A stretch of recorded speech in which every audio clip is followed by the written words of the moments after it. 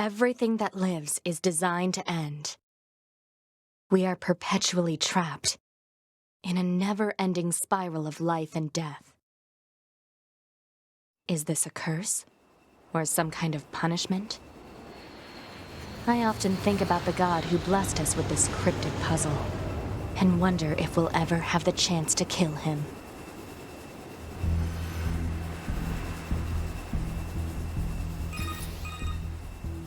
This is Command.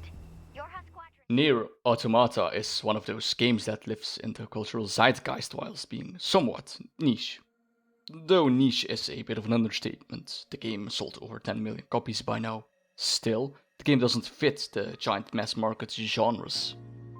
While it doesn't have the same graphical fidelity or gameplay as other games of its time, what it does have is some of the most thought-provoking and heavy narrative I've ever seen. It's complex and philosophical, yet accessible by favoring layered meanings and clear environmental storytelling over abstract symbolism. The game uses a unique approach to New Game Plus that gives additional context and builds onto the plot with each playthrough, all the more increasing the final payoff. The game manages to say a whole lot with very little cutscenes compared to more artistic games like Death Stranding. Alas, perfection doesn't exist, and as such NieR lags in the opposite direction. Generally speaking, the gameplay is serviceable but lacks in favor of being accessible, and in addition is absent of enjoyable difficulty options and lots of minor bugs and weird design choices.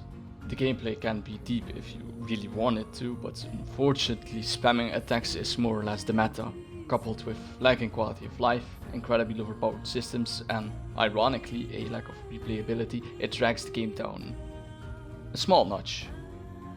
However, the previously mentioned praise for the story makes up for it tenfold. The game has a masterpiece quality story but mediocre gameplay, averaging out to a great game, short of a masterpiece.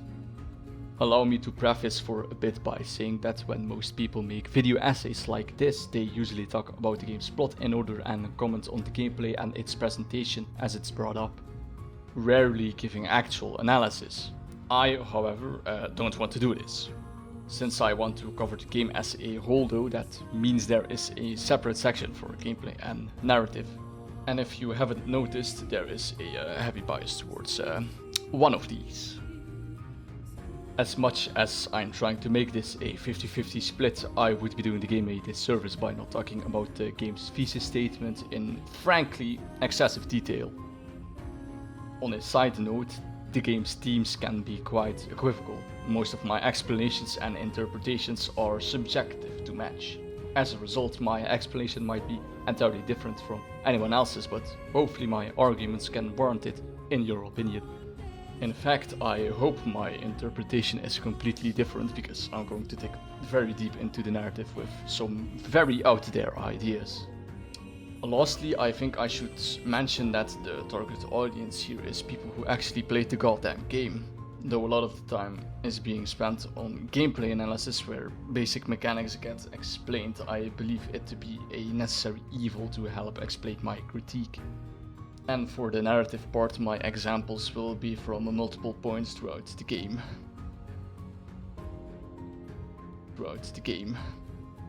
The most pertinent thing to mention first is that NieR takes inspiration from a lot of different genres. The game being a hack and slash first and foremost, NieR also tries to be a side-scroller, a bullet hell, and an RPG at the same time. Hell, it even wants to be like Space Invaders or whatever you call that genre. Generally speaking, a game would take these elements and try to use them in such a way they become a homogeneous, unique mix, ultimately creating something entirely new in the process. Genre blending, if you will. This game doesn't really do that. Mechanics aren't blended as much as they are just copy-pasted into a different format. Enemies will shoot projectiles at you like a bullet hell does, but it will just be that. It often lacks patterns and doesn't try to do something different with it in the context it's used in. There will be a side-scrolling section, but enemies will still act as if they were regular enemies in 3D space, but this time you can only move on a 2D plane. The game is an RPG, but it's whittled down to a character level that increases your damage and damage resistance. It isn't homogeneous because you can separate these mechanics from each other. There's a point on the line where you can say where it stops being a hack and slash and becomes a bullet hell. Therefore, I wouldn't completely call it genre blending. Were it to actually blend multiple genres, it would be less obvious to point out which mechanics come from which genre, and that isn't the case here. I shouldn't be able to give the exact point at which a game goes from an FPS to a puzzle game, for example. That said, there are semblances of this genre blending. Enemies shooting projectiles at you being prominent can be a blend of hack and slash and bullet hell mechanics in of itself, but the majority of the game doesn't do that. It's more of a mix of switching and blending, albeit very slight blending. Some game genres are inherently difficult to impossible to blend, if you will. Take an RPG for example.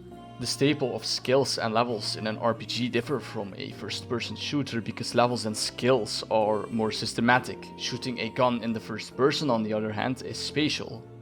The former is about progression, the latter about what you do in the moment. Because these two genres operate on a different axis, it becomes hard to quote-unquote blend them.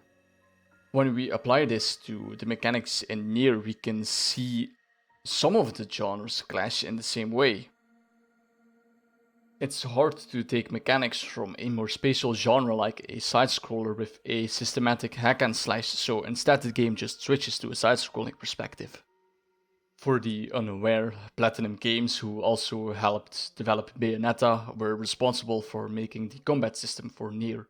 In game we can see this in one clear way. There is a bigger focus on dodging attacks rather than inputting complex combos.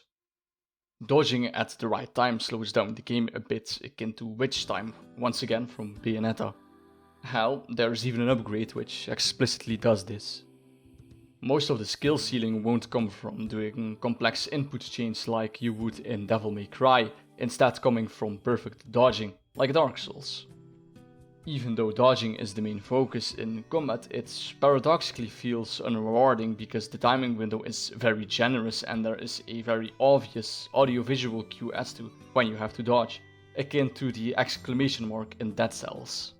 When you see the exclamation mark, you press your shield button and parry. When you hear the audio-visual cue, you double tap one of your movement keys and perfect dodge.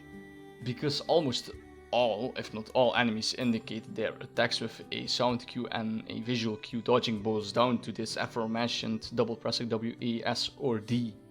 Bosses and the android enemies you see in Route C, however, are the exception to this.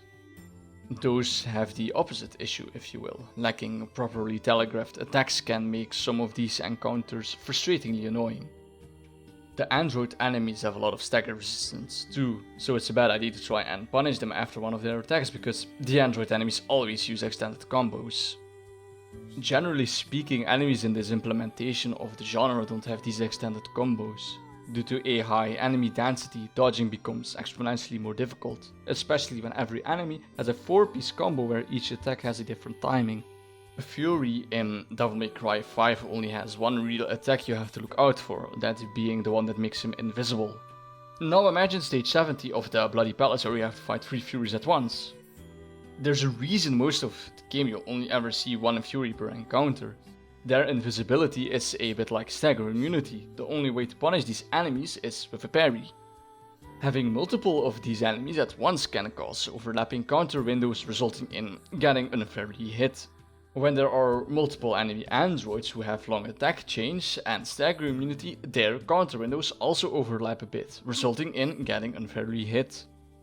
Dodging aside, all our weapons have a light and heavy attack. Depending on where you equip them, they will be used for such.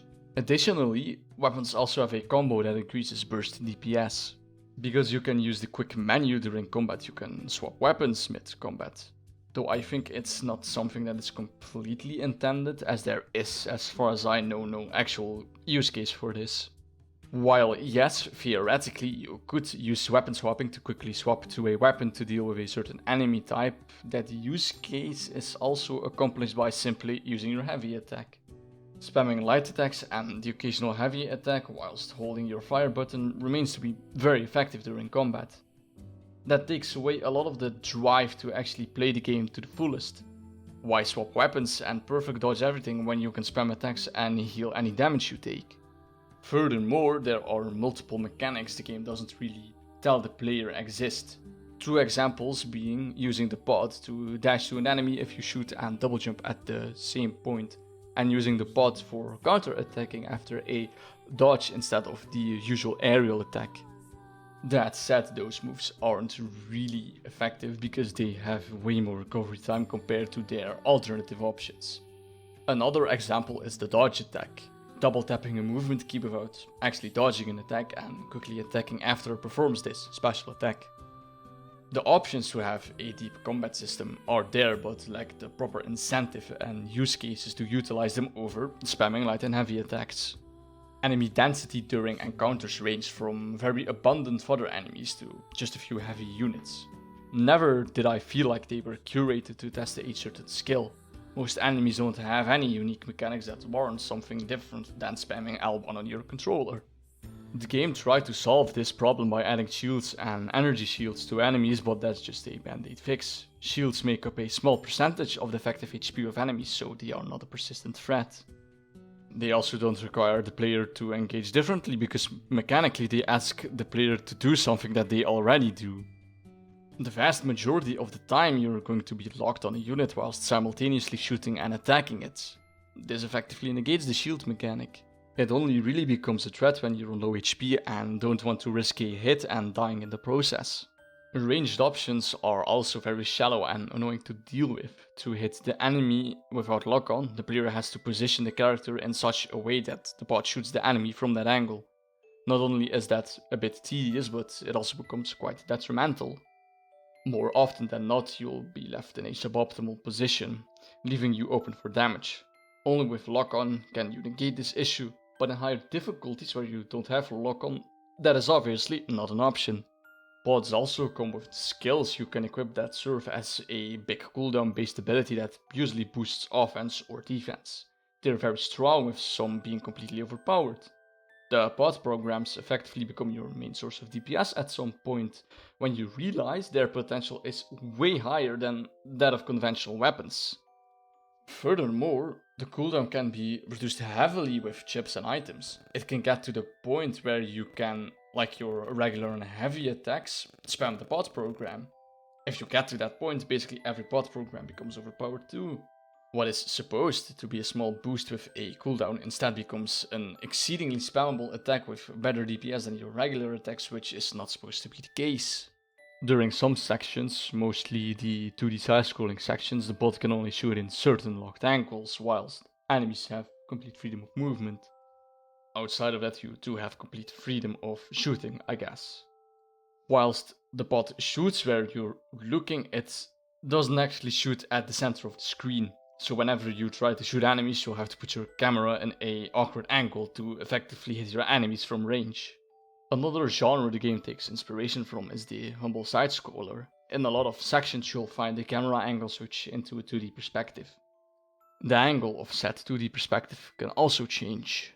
One example being an overhead angle. The issue arises from the fact that the game still takes place in a 3D environment where you are limited to a 2D one.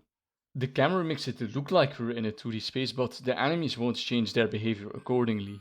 Neither does the player, resulting in very clunky behavior when performing certain actions like shooting with the pod. During the side-scrolling sections, the minimap also changes in accordance with said side-scrolling section. While it works in a pure user interface sense, it fails a bit when objective markers do not change in accordance with the new minimap. Generally speaking, these sections boil down to a change in the camera angle. The game doesn't effectively change its behavior to coincide with a side-scroller. For example, 3D space has less hard boundaries than a 2D space. In a 2D environment, you're constantly fighting the edges of your screen with the floor and ceiling.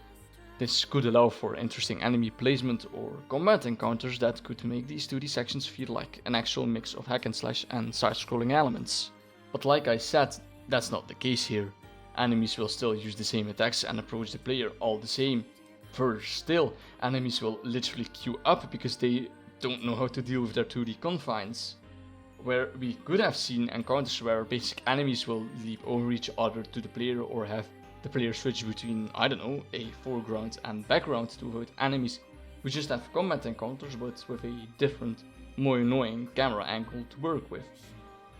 In the amusement park level, during the second phase of the boss fight, the camera will switch to a top-down perspective. This camera angle then works against the player via preventing a clear view of the enemies. In effect, I have to proverbially glue my eyes to the minimap to find out where I'm getting shot from. One redeeming factor is that bot shooting becomes more viable. The bot still has the same limitations of shooting in fixed angles, but now so do the enemies in a sense, making aiming easier, ultimately allowing the player to shoot the enemies without the use of lock-on and not be in a bad position in the process. Enemies are lined up in front of you, so all you have to do is press shift. Whether or not this is actually intentional, I don't know. After all, the game doesn't lean into this run and gun aspect all that much. I do wonder what the purpose of this is then. Of course, we are stuck with it because the developers wanted to include it. Probably because they like side-scrollers. Including something because you like the thing you're including is in the end a valid reason to do so. But the way it is included here makes the difference. Here it's done sloppily, as a result it feels disappointing to say the least. NieR also has more noticeable bullet hell mechanics. Certain enemies have the ability to shoot ranged projectiles, with the frequency of these enemies being mostly abundant to a bit rare. Said projectiles come indestructible and mostly indestructible variants, with the destructible kind being the most common. Having most of the projectiles be destructible makes them more often than not a threat, even more so with the use of the bot and lock-on.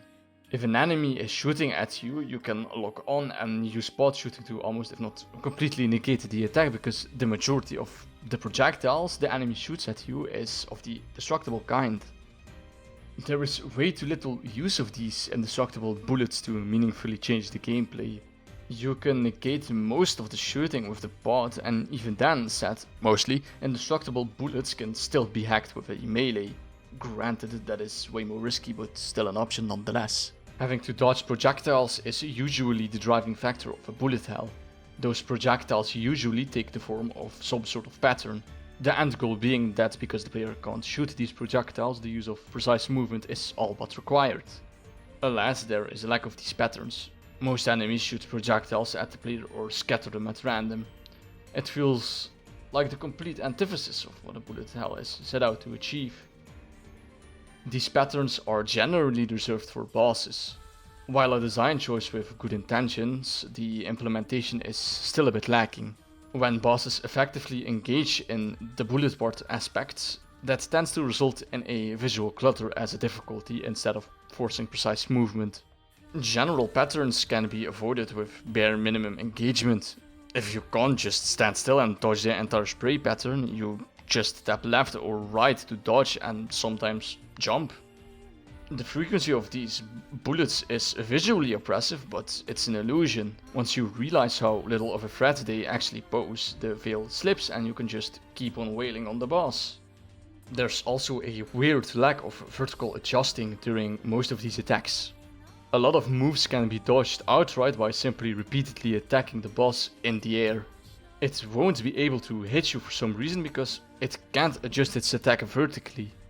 Seemingly the developers know how to implement the genre well, as the hacking minigame we'll unlock later is a clear and good example of how a bullet hell should be done. In that minigame you're restricted to a top-down 2D view, making movement a lot more precise in the process. Whilst not necessarily focusing on the pattern aspect, enemy placement is done well enough to have the same effect. Remember that you can dodge in this game, granting you invincibility for a while. A purist of the bullet hell genre would then tell you having a dedicated dodge button ruins the whole bullet pattern, with most projectiles being destructible and overall almost never a threat. It is almost insulting that, after all that, you can still dodge through bullets. The only exception to this is the hacking minigame once again. Still, projectiles become a real issue and very hard, solely from the fact that bullets can be shot off screen. Getting randomly hit from a bullet you could not see coming is infuriating. Usually this would result in taking negligible damage, but remember that on very hard you die in one shot. Because very hard makes you die from one hit, you're almost forced to play very passively. Most enemies can only engage with you at melee range, ergo shooting them from range is way less risky than melee attacking. That is where the aforementioned shield and energy shields come in. But like I said, they might as well not be there when all it takes is 5 bullets or 1 melee attack to destroy said shield or energy shield. It creates a playstyle where you run around the enemy in big circles and occasionally get a hit in to destroy a shield or quickly stagger an enemy. Perfect dodging helps to prevent this playstyle. Converting a dodge into an aerial attack might as well make you invincible because most enemies can't hit you high up. But even that is less consistent than running in big circles and pressing shift. Ranged enemies can rarely but still hit you. The player wants to avoid death at all costs, so taking the lowest risk approach is very sensible.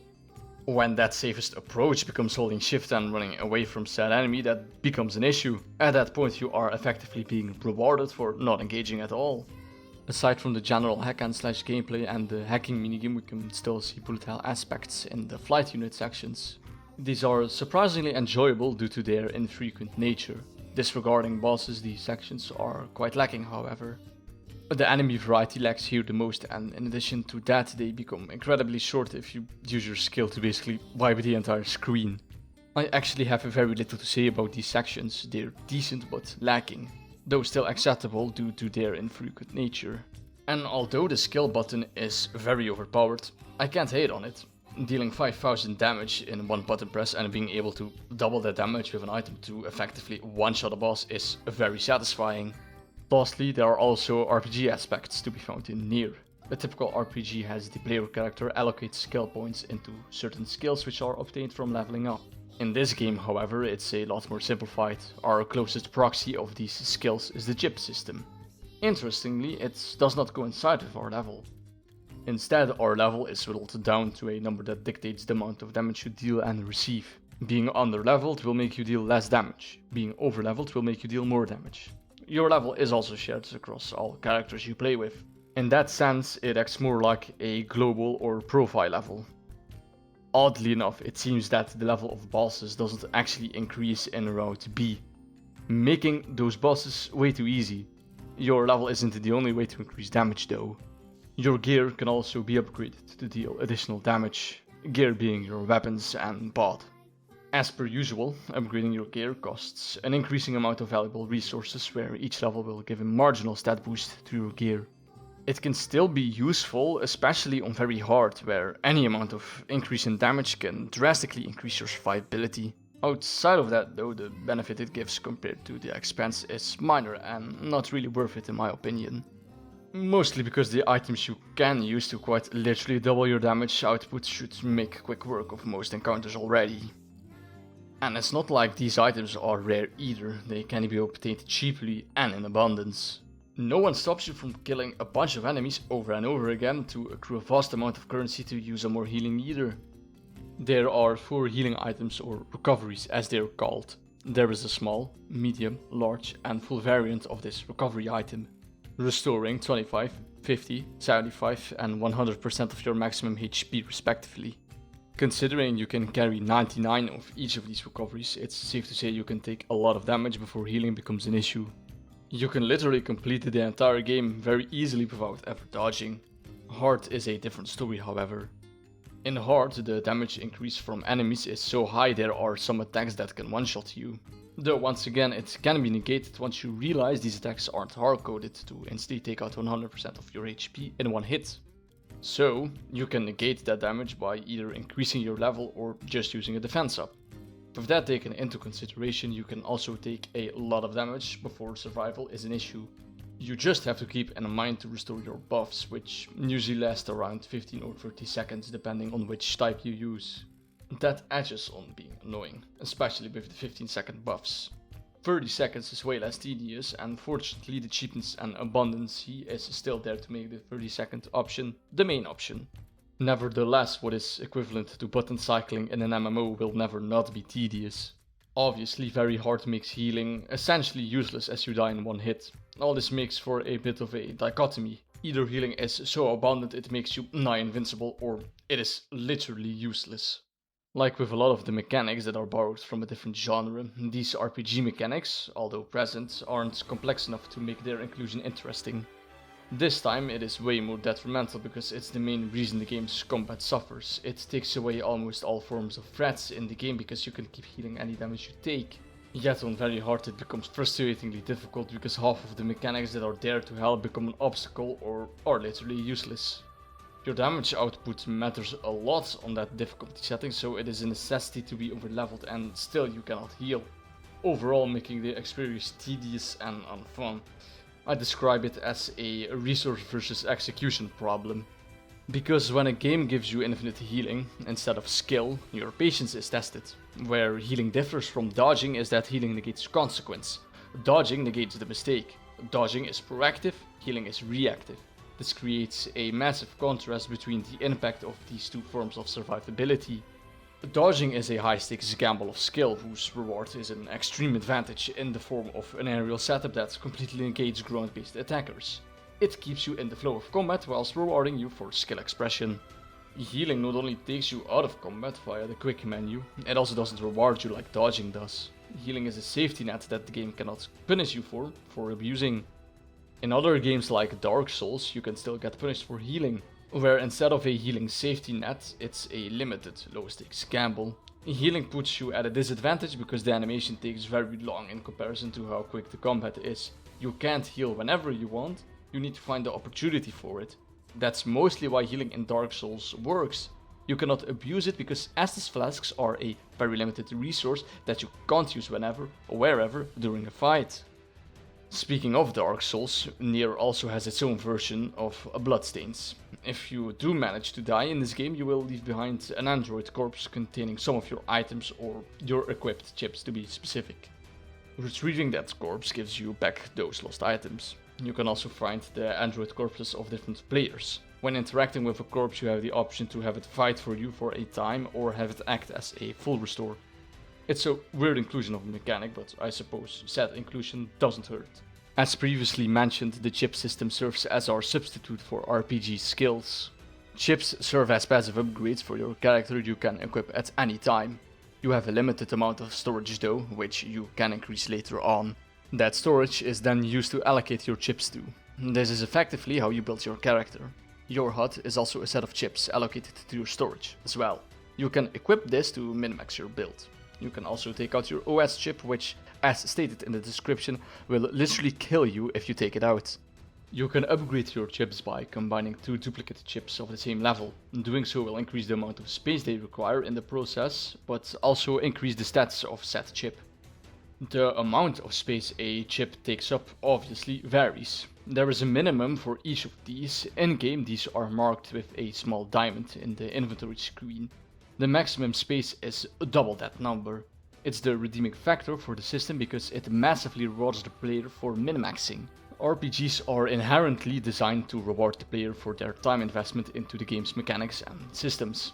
They differ from a generic level in an important way. A level, when whittled down enough, is nothing but a passive number go up dopamine loop. As your level increases, generally so do that of the enemies.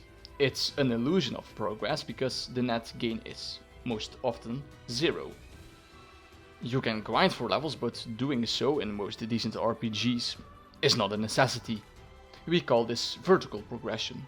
Grinding minimum space chips is completely optional and something the player cannot passively engage in to the same extent as levels. There has to be a certain time investment to be rewarded.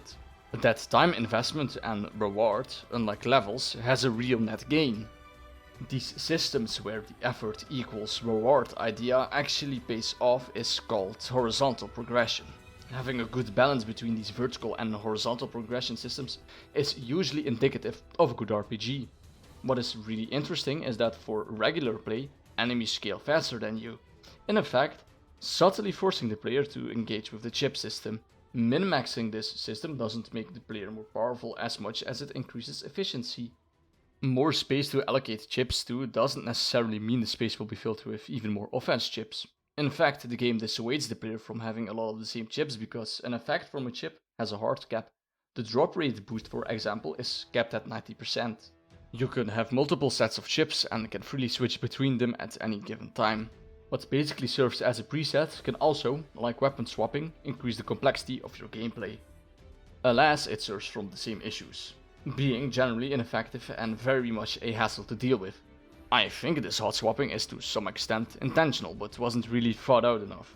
Having something as simple as a keybind to easily switch between weapons or chipsets would reinforce the idea that the player can hot swap between weapons and chipsets to allow for very personalized builds on a moment-to-moment gameplay basis. You could swap to a ranged build, for example, when dealing with flying enemies, to then switch to a hybrid build for the remaining enemies.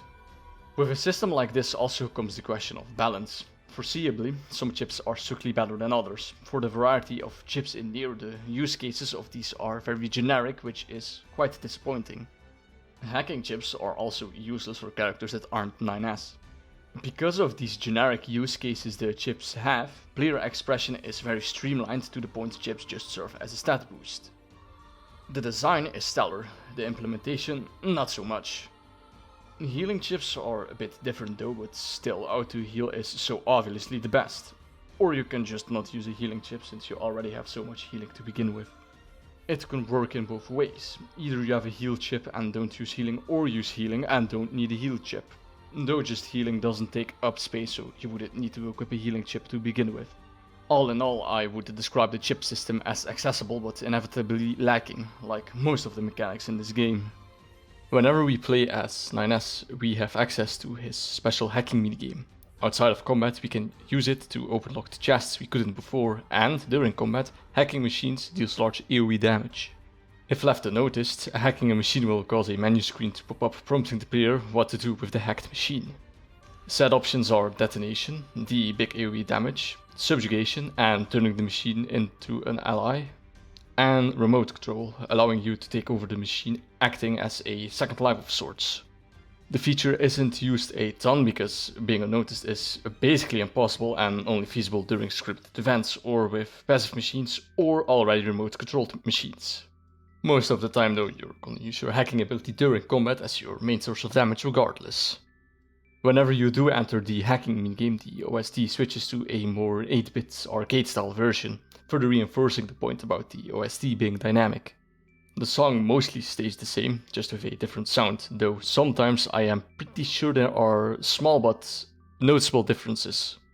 Mechanically, hacking during combat is overpowered. At first glance, it seems very slow because not only do you have to start the hack, which, although quick, still takes a second at max. You also have to actually win the minigame too. On hard, this can be an issue. Not doing so results in a bit of self-damage, but now keep in mind that during that time you're hacking, you're completely separated from the game world. Because the game world outside the minigame is paused, you're effectively invincible during it. It results in a weird situation where, in theory, it's a slow way of dealing damage if you don't hit multiple targets at once with the AoE damage, but in actuality the damage is instant. From the perspective of the enemy, you instantly deal damage when you succeed your hack. From your perspective though, there is a whole minigame you have to complete before you actually deal the damage. Fast from their perspective, slow from yours. But even then, the speed at which you deal with enemies with hacking more often than not is on par with using actual weapons because of the aforementioned AoE. The minigame has got to be the best example of this genre switching I talked about earlier. You literally go into a bullet hell section when mere seconds ago before you were playing a hack and slash.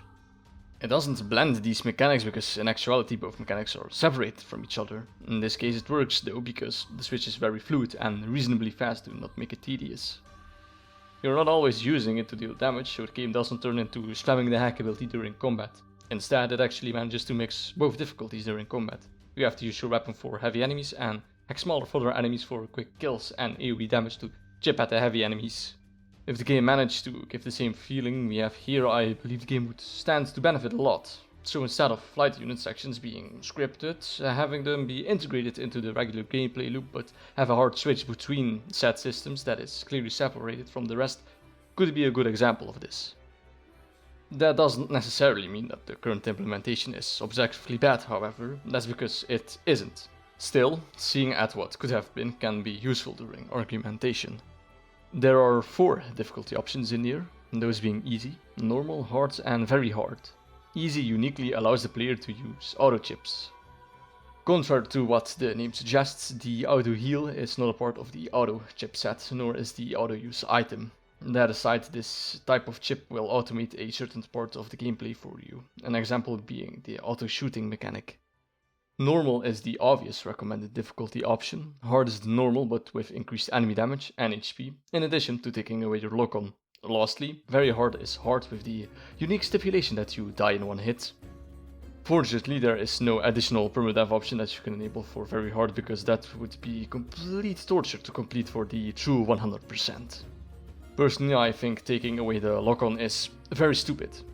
Lock-on is a staple mechanic in hack and slash games because it's a good quality of life feature. Whenever you attack, there is a small aim assist that will make the character attack the closest enemy, often nudging the camera a bit too often if not completely moving it. When you have a lot of enemies though, this aim assist can be a bit counterintuitive as it will often not attack the enemy you're actually intending to hit. It would fight the player instead of help. When you have to be precise, it is incredibly frustrating that the camera makes you imprecise. The solution to this problem? The lock-on. Lock-on is more precise than the aim assist, which helps with target acquisition. From there on, the aim assist will always work because now the game explicitly knows which enemy you are trying to kill. The obvious reason they take away your lock-on on hard and above is because it would require the player to actually aim. The lock-on effectively decouples targeting from carry orientation.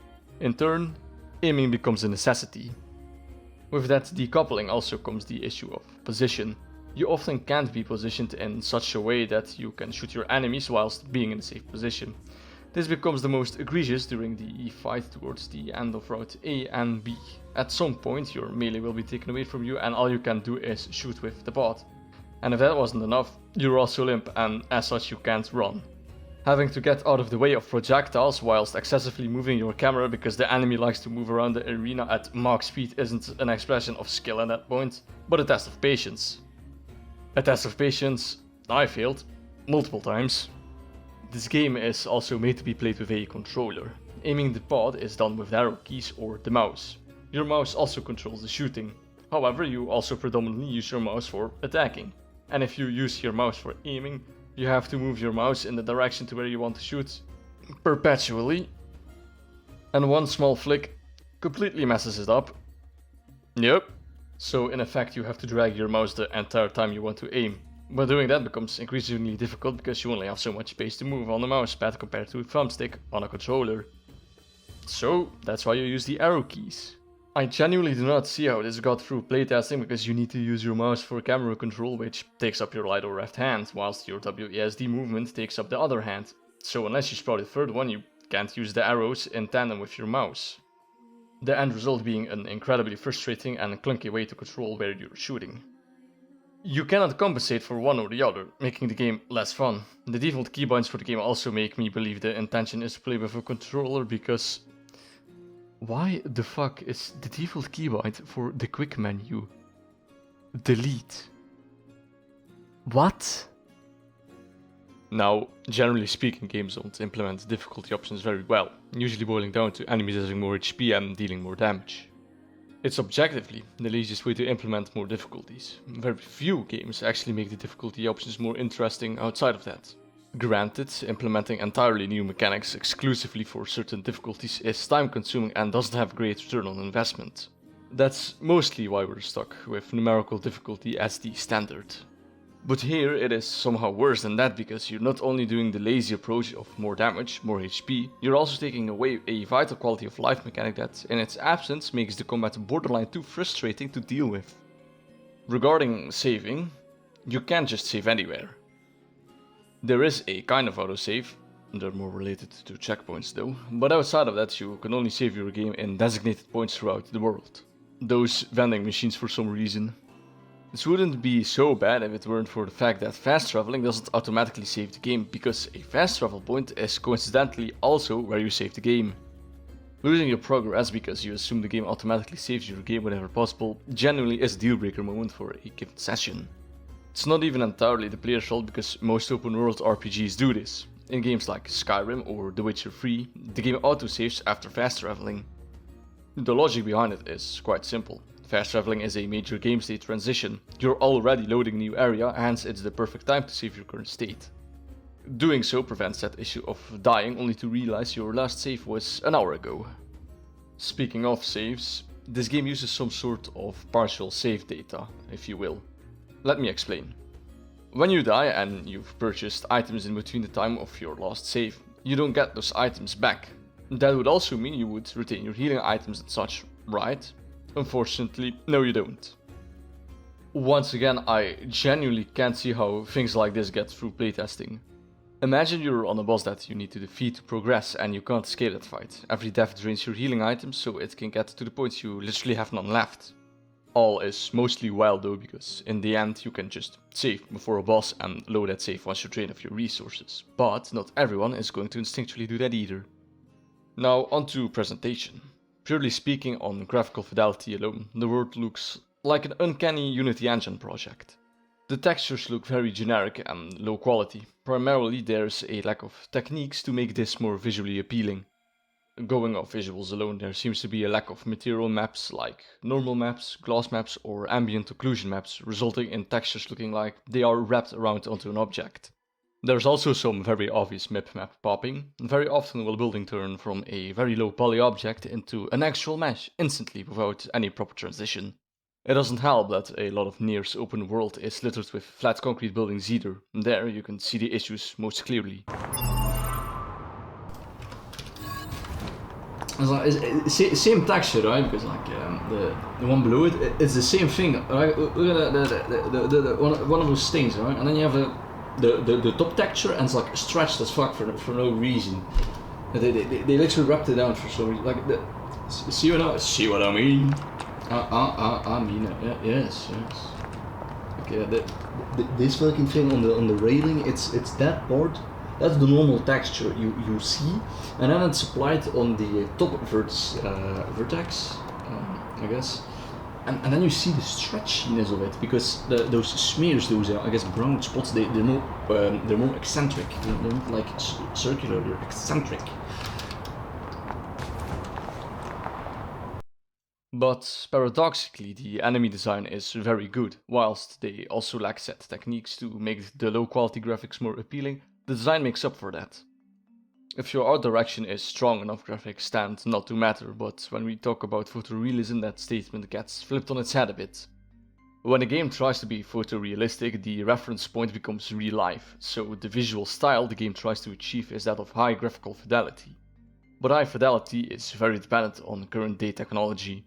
So, when a game's visual style tries to mimic real life, there's more of a hard limit to how good it can look, because photorealism is an ever-moving goalpost. Because of that, our perception of good graphics changes, though expectations rise across the board in general. What we considered high fidelity then is low poly by today's standards. If your art direction is photorealism, graphical fidelity actually becomes quite important. Although art direction isn't about graphics alone, graphics are the most visually prominent part of said art direction. So for your art direction, in this case photorealism, to be considered good, it has to mimic real life. If it doesn't, it becomes outdated and quote-unquote bad. Still, a good lighting and use of camera angles can leverage a lot of these shortcomings. A game like Resident Evil has the same level of texture resolution as NieR, but in Resident Evil you almost never see this because the game is overall very dark. I'm sure the game knows how to make use of this as well, because it can use lighting effectively to make the game look absolutely stunning, even if it is in lower fidelity. Even amidst technical limitations, you can still alleviate some of these symptoms. Because of the technological limitations at the time, the transit map from Call of Duty Zombies would run poorly if it wasn't for the thick fog put over the entire map. There's a certain amount of problem solving to be had in such case, which NieR doesn't always accomplish. The overall desaturated look to everything makes it hard to consistently hide the imperfections, so to say.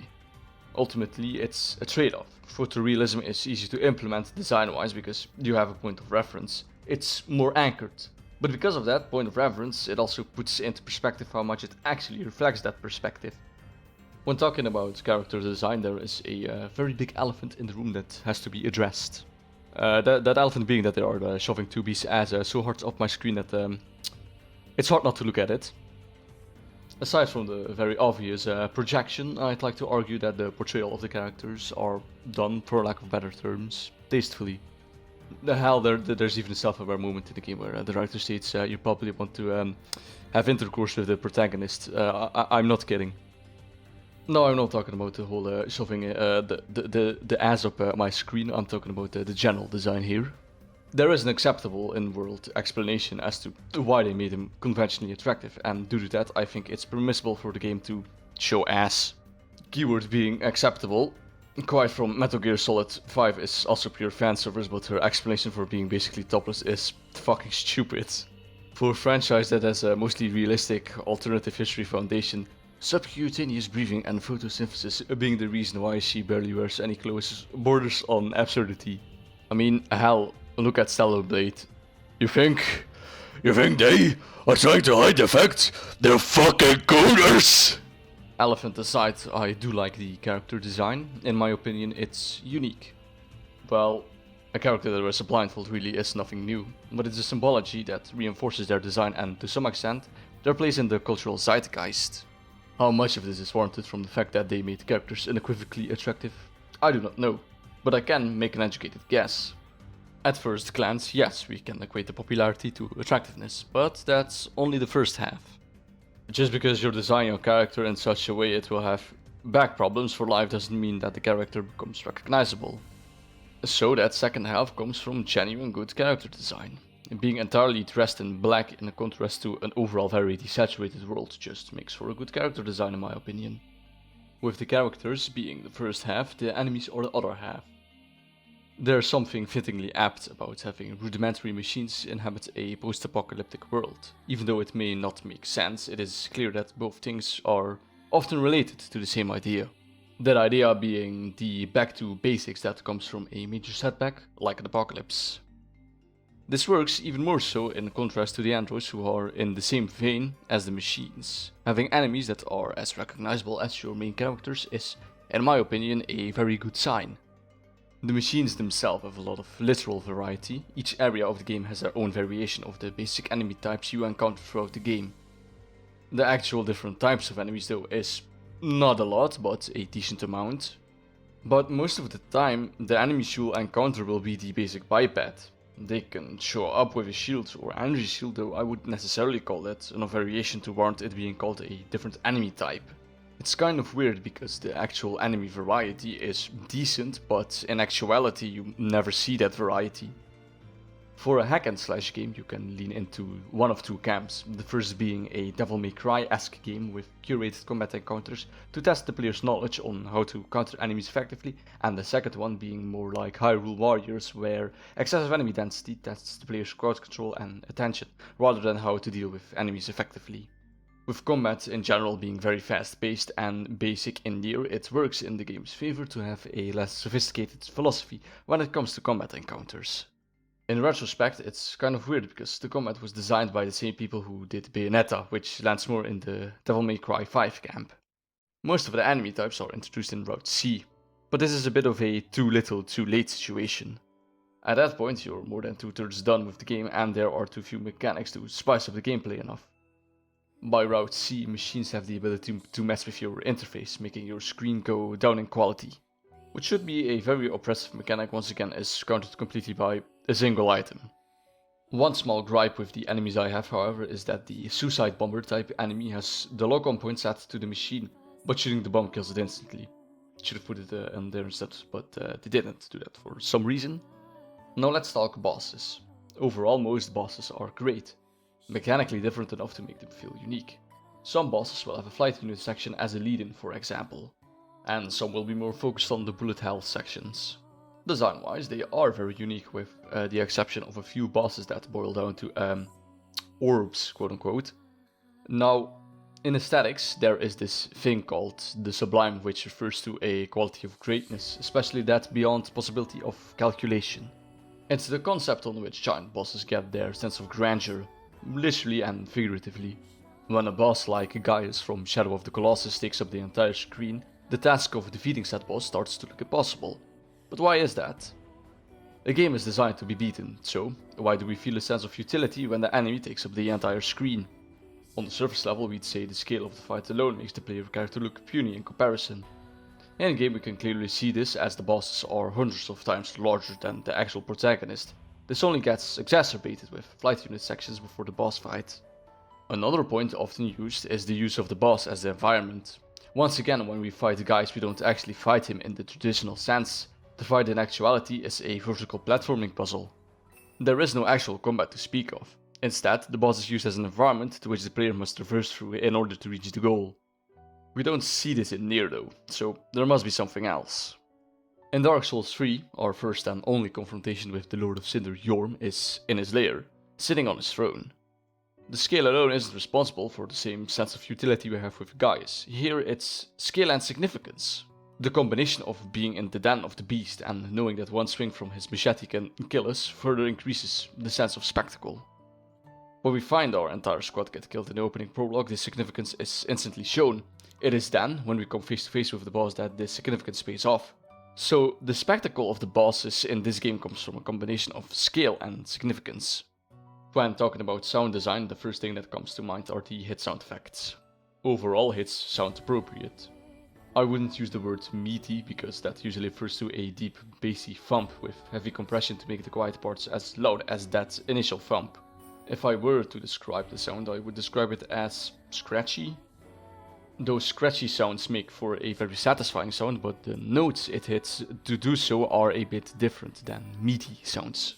Furthermore, enemies explode on death, adding to the satisfying sounds. While this could fall more under composing, the OST has a certain layering to it that makes area exploration even more atmospheric than it already is. What I mean by this is that as you progress through a certain area, new instruments are added to the soundtrack, climaxing with vocals. The soundtrack progresses with the level, if you will. Even without the soundtrack playing during areas, atmosphere is still present.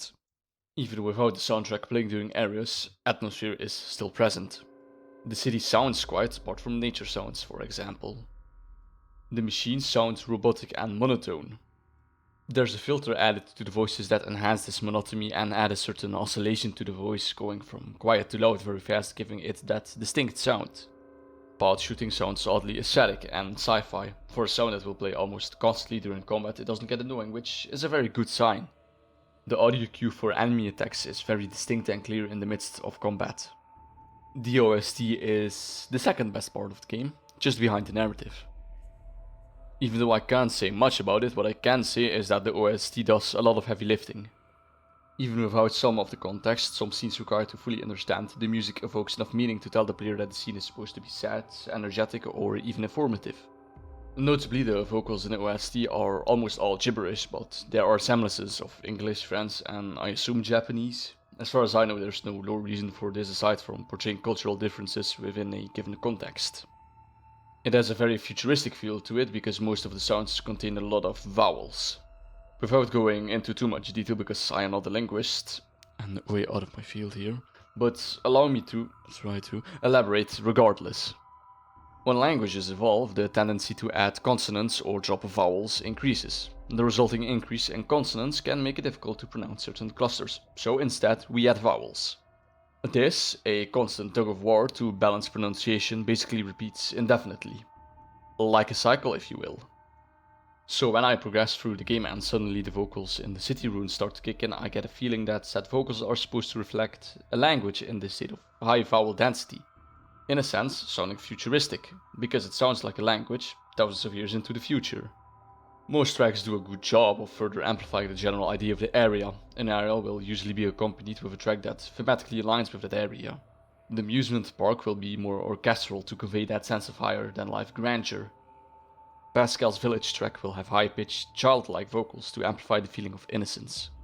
The only issue I have with the OST is that some of the soundtracks can feel very odd, one sounding a bit too experimental even. That's mostly referring to the soundtracks during the Adam and or Eve encounters. It'll have some weird techno-pop playing that seems very out of place with the rest of the OST.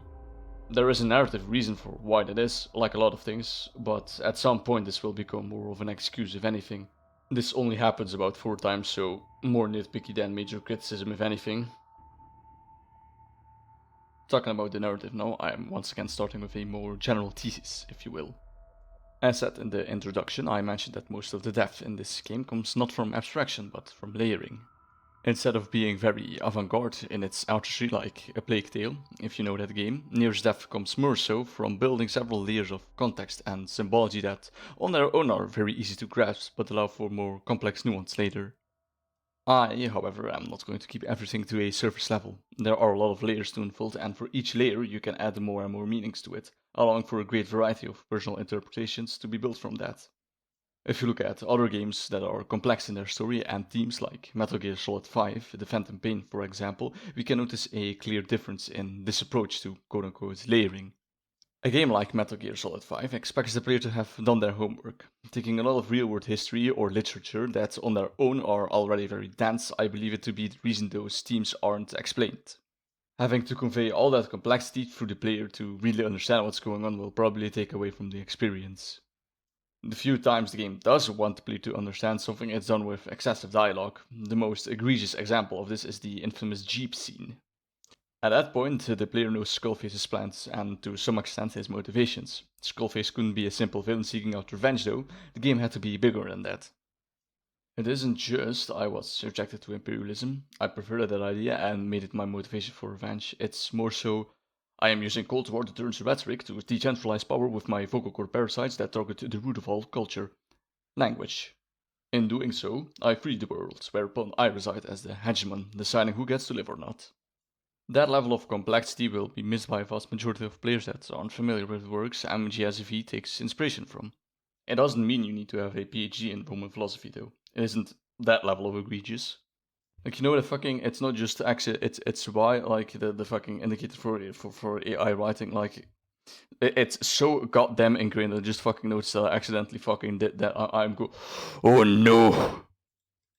NieR is a bit different though. The moment-to-moment character dialogue conveys a very basic message, but through repeated exposure to ideas in different contexts, the entire narrative becomes incrementally more complex.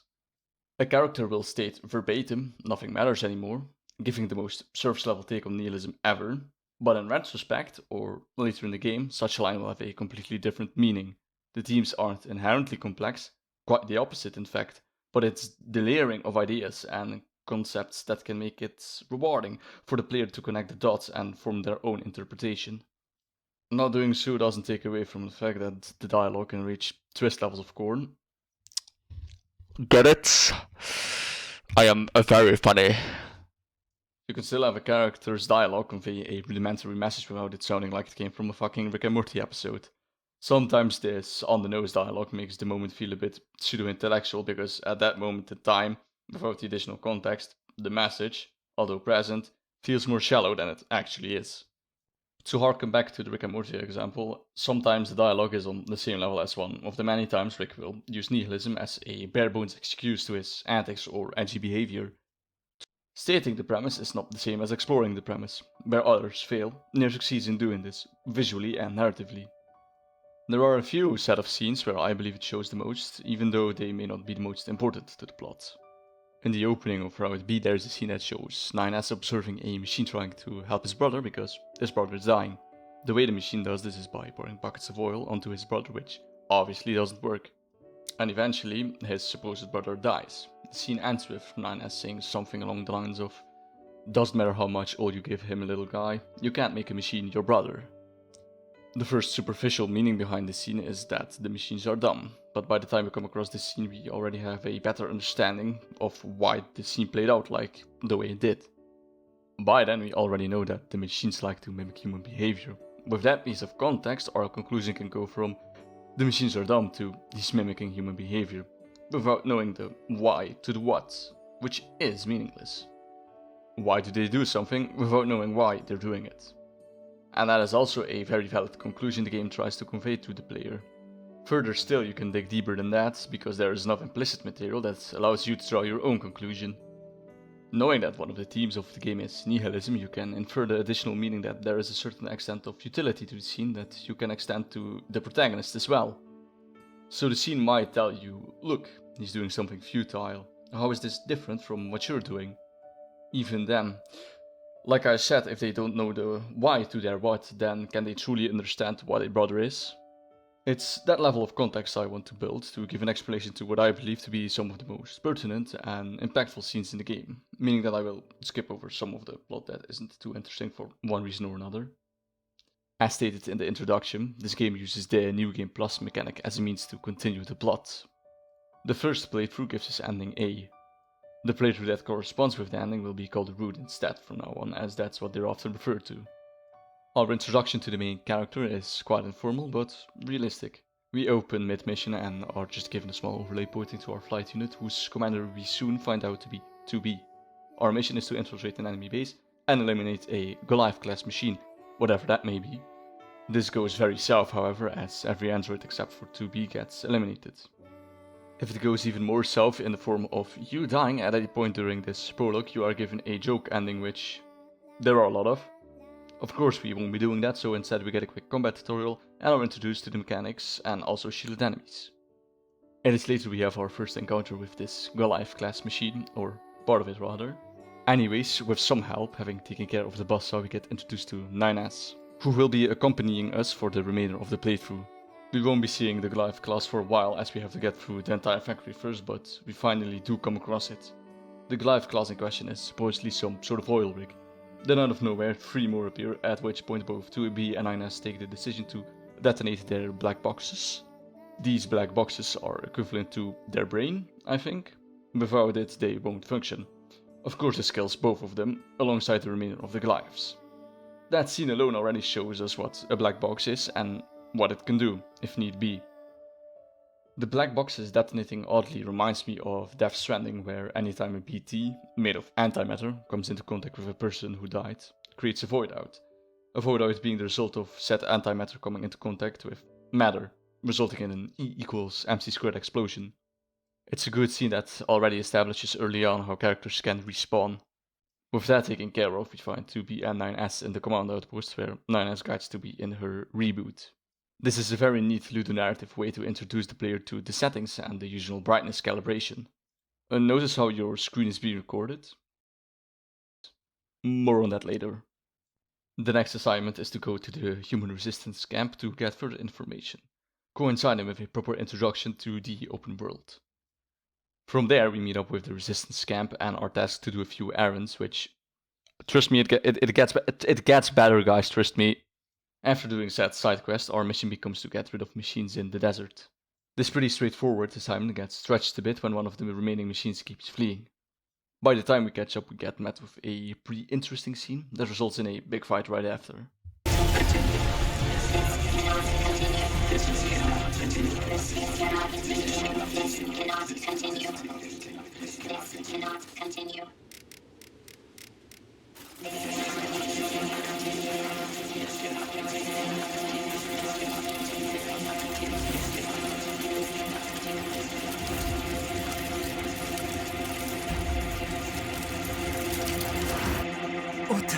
What's happening?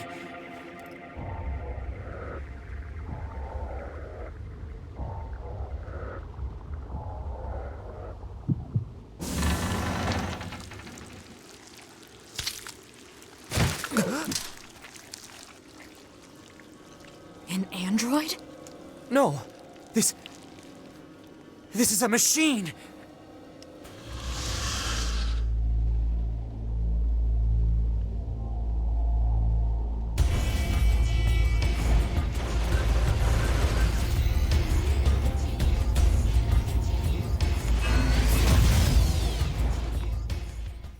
If we were to use the Freyta experiment to analyze the plot, then by now we are at the enticing incident phase. The way our antagonist, who we'll find out is called Adam, is introduced is supposedly symbolic of something. But what? For now all we know is that the name is obviously in reference to the Bible. Even if there is any doubt, I think that doubt will vanish after the boss fight.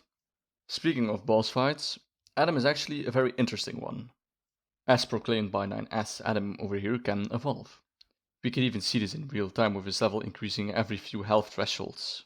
A neat detail, but it doesn't end there. Not only does his level increase, he also changes fighting strategies during the fight, going from doing literally nothing to generic melee attacks to combos to even ranged combat towards the end of the fight.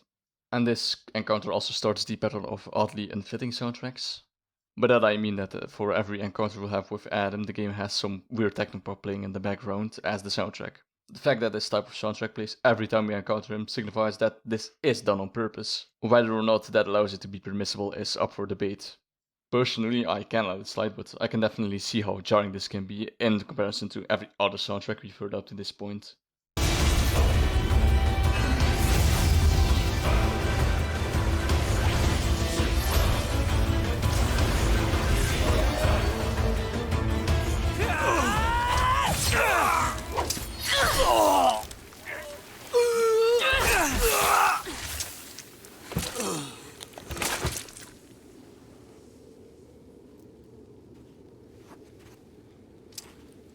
Is this really a machine?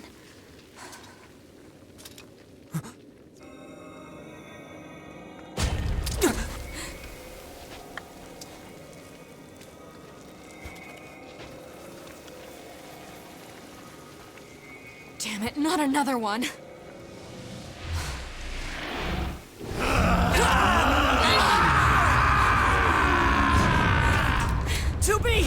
We gotta get out of here!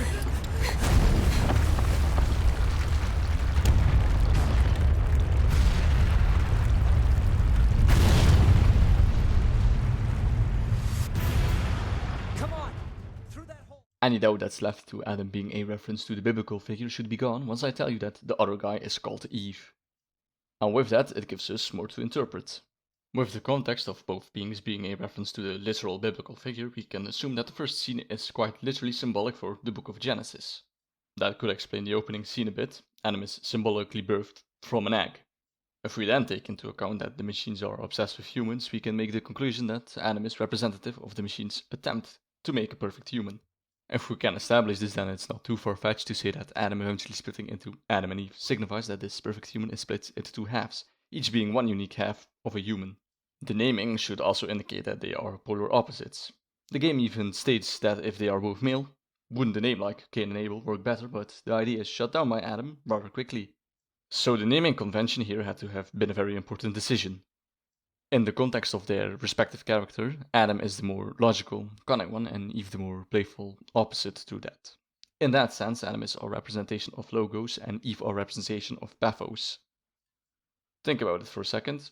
Wouldn't it make more sense for the excessively rational being to shed the half of which he doesn't need, the Paphos, to save himself? This reinforces the fact that they are supposed to be polar opposites of each other. This idea is all the more confirmed in Road B, I think, where we'll see additional dialogue between the two.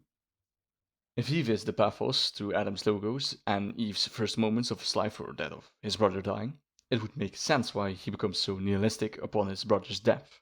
Adam is his reason for being, so losing that is equivalent to losing all purpose in life, isn't it?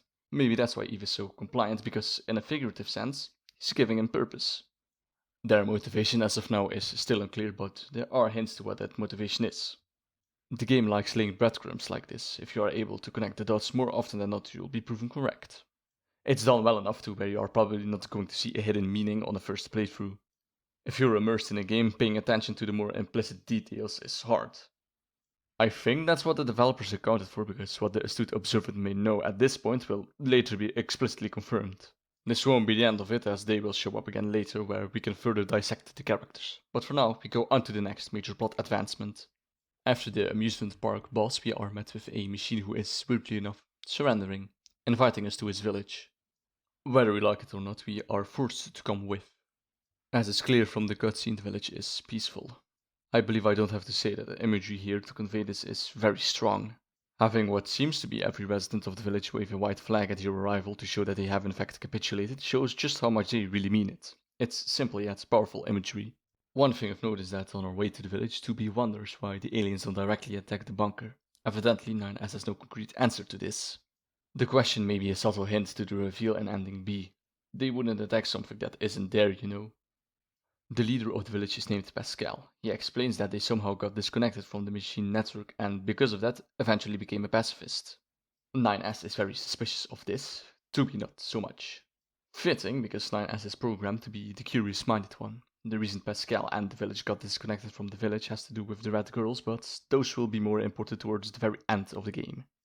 The village itself will act as a sort of setup for various events throughout the game. As the game progresses, the village will become important to explain a lot of narrative detail.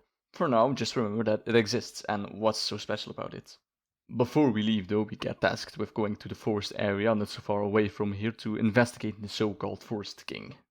To get to the forest, however, 2B and 9S have to go through the commercial district, at which point a fight ensues that will serve as an introduction to another character. Just running away.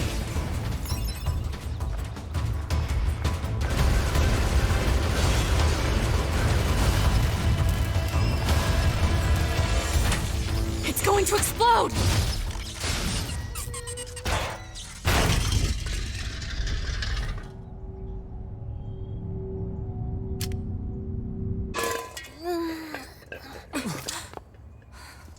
Huh?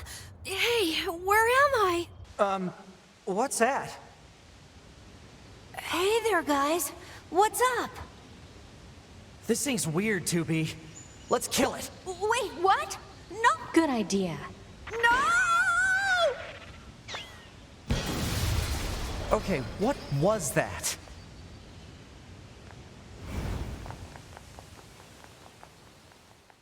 Who we saw there was Emil. The first question that may lay on your mind is, how did he even get in there? To that I say, I don't know. His introduction feels very random and quite incomprehensible. There is no context given to the character beforehand. The reason being that Emil is from the other NieR game, Replicant. Basically, he was being used as a weapon of some sort where he got cloned numerous amounts of times, the Emil we see here being one clone of a bigger hive mind. Emil is also immortal, and because of that enough time has passed that he completely forgot who he is and what his purpose is. In this game, our friend acts as a shop for rare and exclusive items. He will appear on the map following a certain route which will loop on repeat until he despawns and spawns again in another location. He's too occupied with driving, however, so in order for us to access his shop, we have to either hit him with a melee attack or, more advisably, shoot him with the pods to make him stop. Even though it might seem like it, he is very easy to stop with the pods, so in essence all you have to do is wait a bit, or better yet, predict where he will be, so when you arrive you can easily shoot him. It's a mechanic I have never seen in a game before, and as such makes Emil all the more memorable. His unique character design coupled with the mechanic makes the character very recognizable, whilst essentially being just a sphere with a weird face on it. The interactions with Emil are small yet frequent. These encounters make the player build rapport with him quickly, and goes to show that you can still make a good character without that character having a lot of dialogue. He's just unique, interesting, and recognizable, and that's done well enough to make Emil a very great character. Continuity aside, there is nothing more to the character than that, but because of that, he's great, simple, and effective. It's a logic that also applies to Pascal to some, albeit a lesser extent. Interactions are still frequent, but the character does talk a lot more than Emil, and the design feels a lot more homogeneous with the other machines we've seen so far. The properties of said characters are unique, however, mostly the whole pacifism thing that is. Still, it makes for a very good character, whilst not being the protagonist or antagonist, the tritagonist if you will. There are more instances of background information coming from other media in the same universe. Luckily, that isn't required to understand NieR, but it can make some scenes in particular less impactful. An example being the scene in Route C/D with Popola and Devilla. The end of the forest section ends with the player finding the Forest King, who turns out to be just a little kid. Our interaction is abruptly ended, however, when we meet another android named A2. The first thing I think most people will notice is a lack of a blindfold on A2. Believe it or not, there is a reason for this. For the uninitiated, the androids wear blindfolds and their operators' mouth masks. This is a reference to the proverb, hear no evil, see no evil, speak no evil. Going by that interpretation, A2's lack of a blindfold is a clear indicator of her being aware of some greater truth. Contextually, the operators can't speak the truth, as they would jeopardize the androids who can't see the truth because they are made to believe the lies from Command. As the proverb would imply, Command should wear some sort of ear protection. However, in game we don't see this. Command is the one who made up the lie, so it would make sense why she doesn't wear something like earplugs.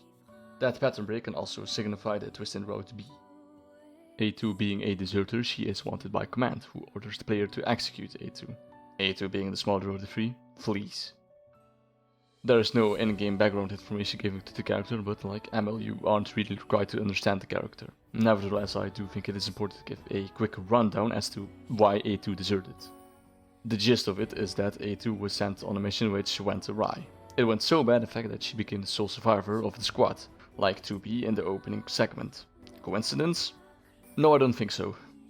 Anyways, it is with that mission she came to realize her actual purpose. Spoiler alert, the androids are made to be replaced. That eventually turned into her entire motivation of killing any machines and androids she comes across. At first it might seem odd to include machines into this, but as we'll soon come to realize at the end of the game, the machines and androids are very similar to each other. You could also make the argument that her programming says to kill the enemy, which would prevent her from disobeying that instruction. I'd have preferred that, at the moment, a little more information was given. It is hard to sympathize with a character if that character has basically one line of dialogue before she becomes an important part of the plot. The goal was obviously to make her a bit mysterious, but when it becomes obvious you will have to play as A2 at some point, that little explanation could have gone a long way to already establish some sort of connection with the character. The next advancement in the plot occurs when the same Goliaths we saw all the way in the prologue return to cause havoc. The fight plays out not exactly the same way as it did the first time. It is only when the player kills the Goliath the plot actually moves forward, as the Goliath's defeat causes an earthquake. That earthquake seemed to have revealed some sort of underground section. Command notices this with a signal coming from there. Turns out it's the aliens. Because there hasn't been a signal since forever, the player is sent out to investigate, at which point, at the end of the tunnel, resides another encounter with Adam and Eve. The purpose of this boss fight is to act as an exposition dump. Fortunately, it's not that difficult to pay attention to what's being said in the middle of a boss fight. Why this couldn't be a cutscene though? I don't know. A few major things are being explained during said exposition. The first being that the aliens are dead, killed by the machines. It poses the question of, well, if the aliens were killed by the machines, why are we still fighting the androids? And that would mean they came to the conclusion that the war is pointless, especially with the aliens being dead. Adam explains to us that they killed the aliens because they were simply above them. He then goes on to tell us that they, or rather Adam in this case, is fascinated with humans and wants to study them. Later in the game, when we get to the copied city, he elaborates further on this point. Having studied humanity, he comes to the conclusion that it is driven by hate, for it and from it. Hence, humanity must go extinct. It's a logistical conclusion that coincides with him being the epitome of logos compared to Eve's pathos. On a surface level, this could be the reason why they still choose to fight the androids. Being created in the image of man, they serve as humanity's proxy. Without the androids, humanity is well and truly extinct. Of course, it goes a bit deeper than this once I tell you that the last instruction given to the machines by the aliens was kill the enemy. This would be a more sensible explanation as to why the war is still ongoing with the opposing original force being extinct. It is interesting to see the conclusion being drawn by Adam that because of their capability for evolution, they are above the aliens. This would imply that the aliens weren't capable of such. But that's a bit of a paradox, isn't it? Biologically speaking, isn't evolution inherent to life? That should apply to alien life as well, no? Simply put, how would a species survive if it weren't able to adapt, given that nothing will stay the same? This makes me believe he isn't necessarily talking about the biological definition of evolution, but rather a more mental one. The aliens were incapable of seeing past the destruction of humanity, supposedly the machines are, but that sounds like hubris. If they are capable of seeing past their difference, that would also extend to their programming of kill the enemy. So, is it hubris? Or is the story too short for the machines to prove that it wasn't? Still, if Adam proclaimed to be above his programming, then I would lean more towards the hubris definition. If that were the case, it shows that even Adam, the embodiment of logistics, is still illogical. Maybe because he is missing a certain other half to make him complete. Our next step, the final interaction with him in Route A, will be at the copied city. The player will be missing 9S in the meantime because he went missing in action until we find him there. Whatever happened to him will be revealed in Route B. With Adam dead, that only leaves Eve, of course. He doesn't take too kindly to that. In fact, he goes completely haywire. The game is very on the nose about it too, leaning heavily into the anime stereotype. To an extent, it's fitting. He's the complete opposite of Adam after all. Being the epitome of emotion itself, it would be weird to not have the character be such overly exaggerated. Towards the end of Route A, the implied question is what defines you? That question is then later used to warrant character reactions. When 9S has his memories being deleted by Adam, he generally starts to break down because if you lose that, to what extent are you the same person? Because at that moment, he is undergoing a literal loss of self-identity. We can see a chain here, namely idea, questioning, and causality.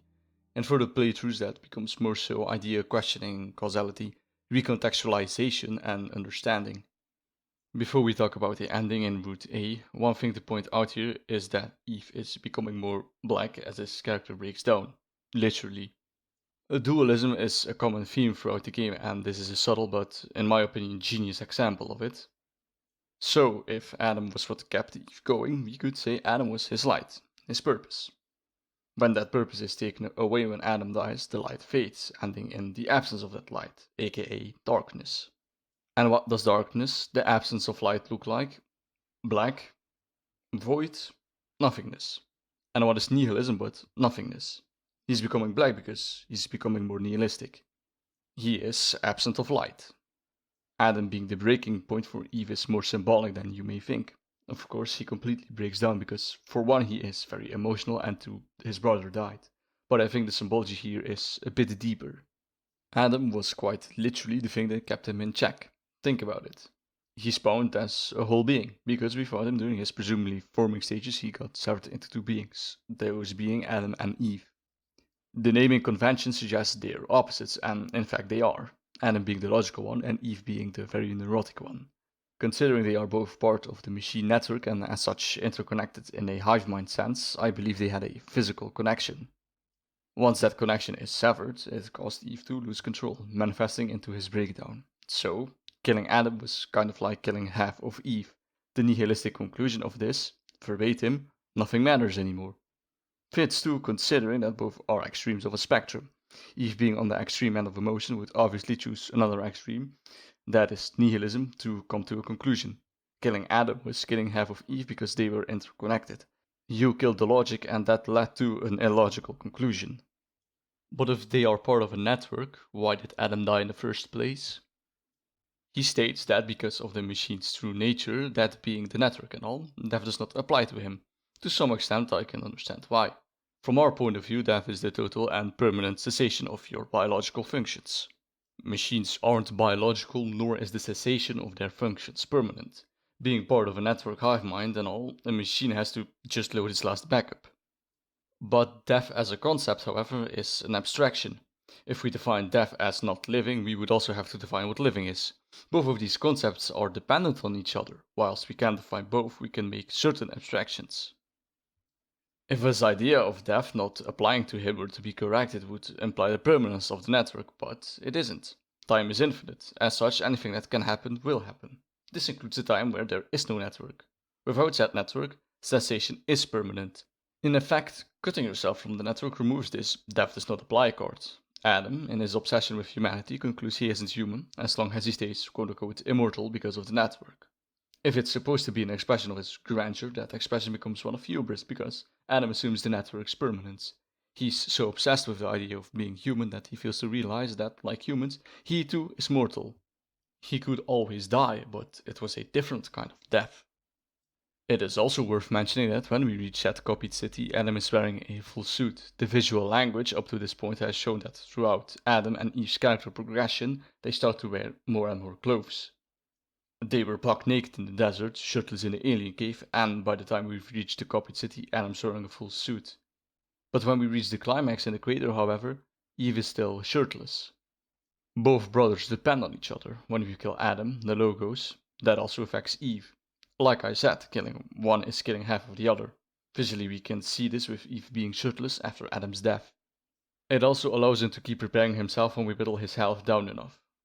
Then becomes the Hail Mary attempt to hack him instead, by which point the small survive section starts that initiates the ending cutscene.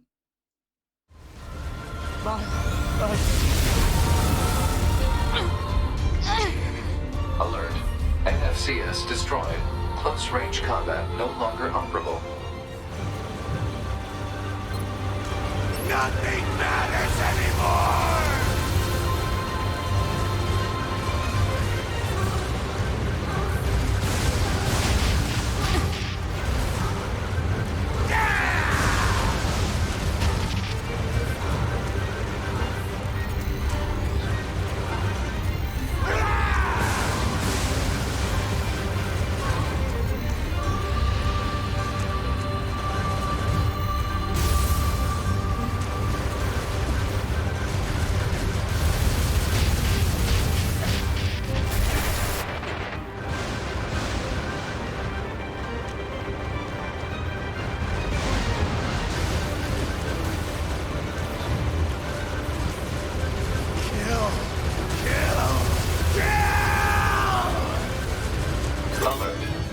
NFCS destroyed. Ranged combat no longer operable.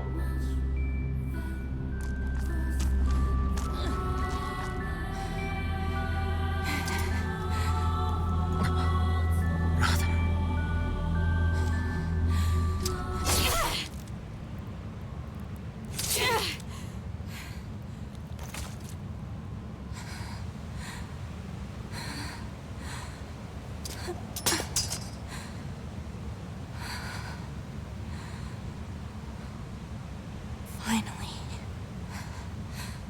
It's over.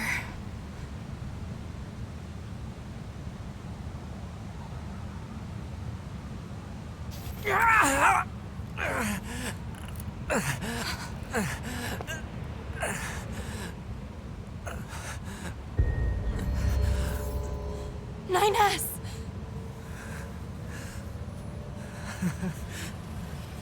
I really screwed up.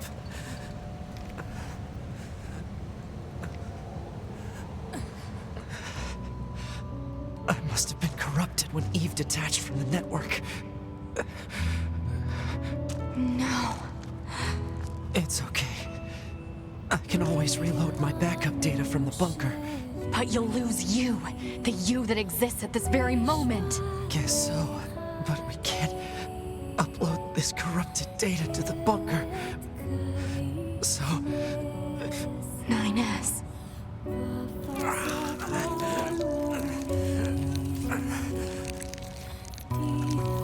please, Tubi. I want you to do this for me.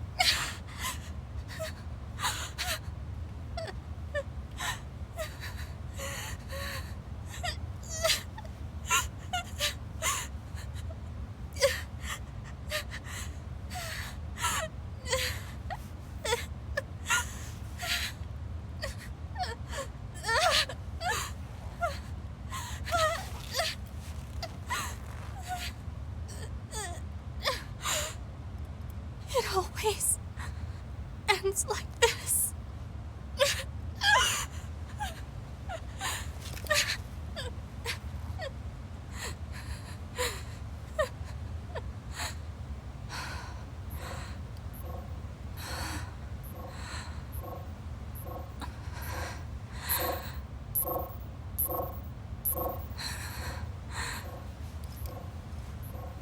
There's still some alive.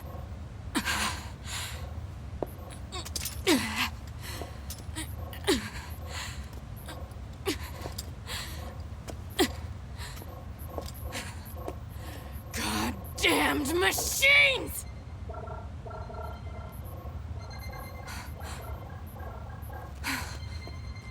Is this a message? The data transmissions, they're resonating with each other.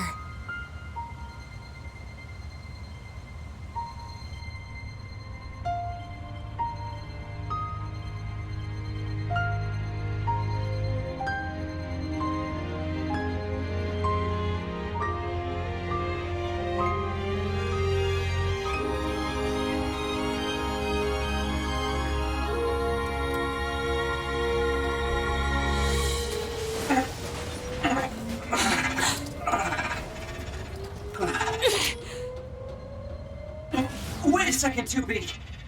Who are... It looks like I left my personal data in the machine side of things. Next thing I knew, my sense of self was regenerated over the surrounding network. Having multiple selves fused together like this is a pretty valuable experience, so I wanted to record it. But I couldn't access any storage areas yet, so I just multiplexed it over the memories of some nearby enemies so that when I returned to my own body, Yes. I'm glad you're okay. Yeah.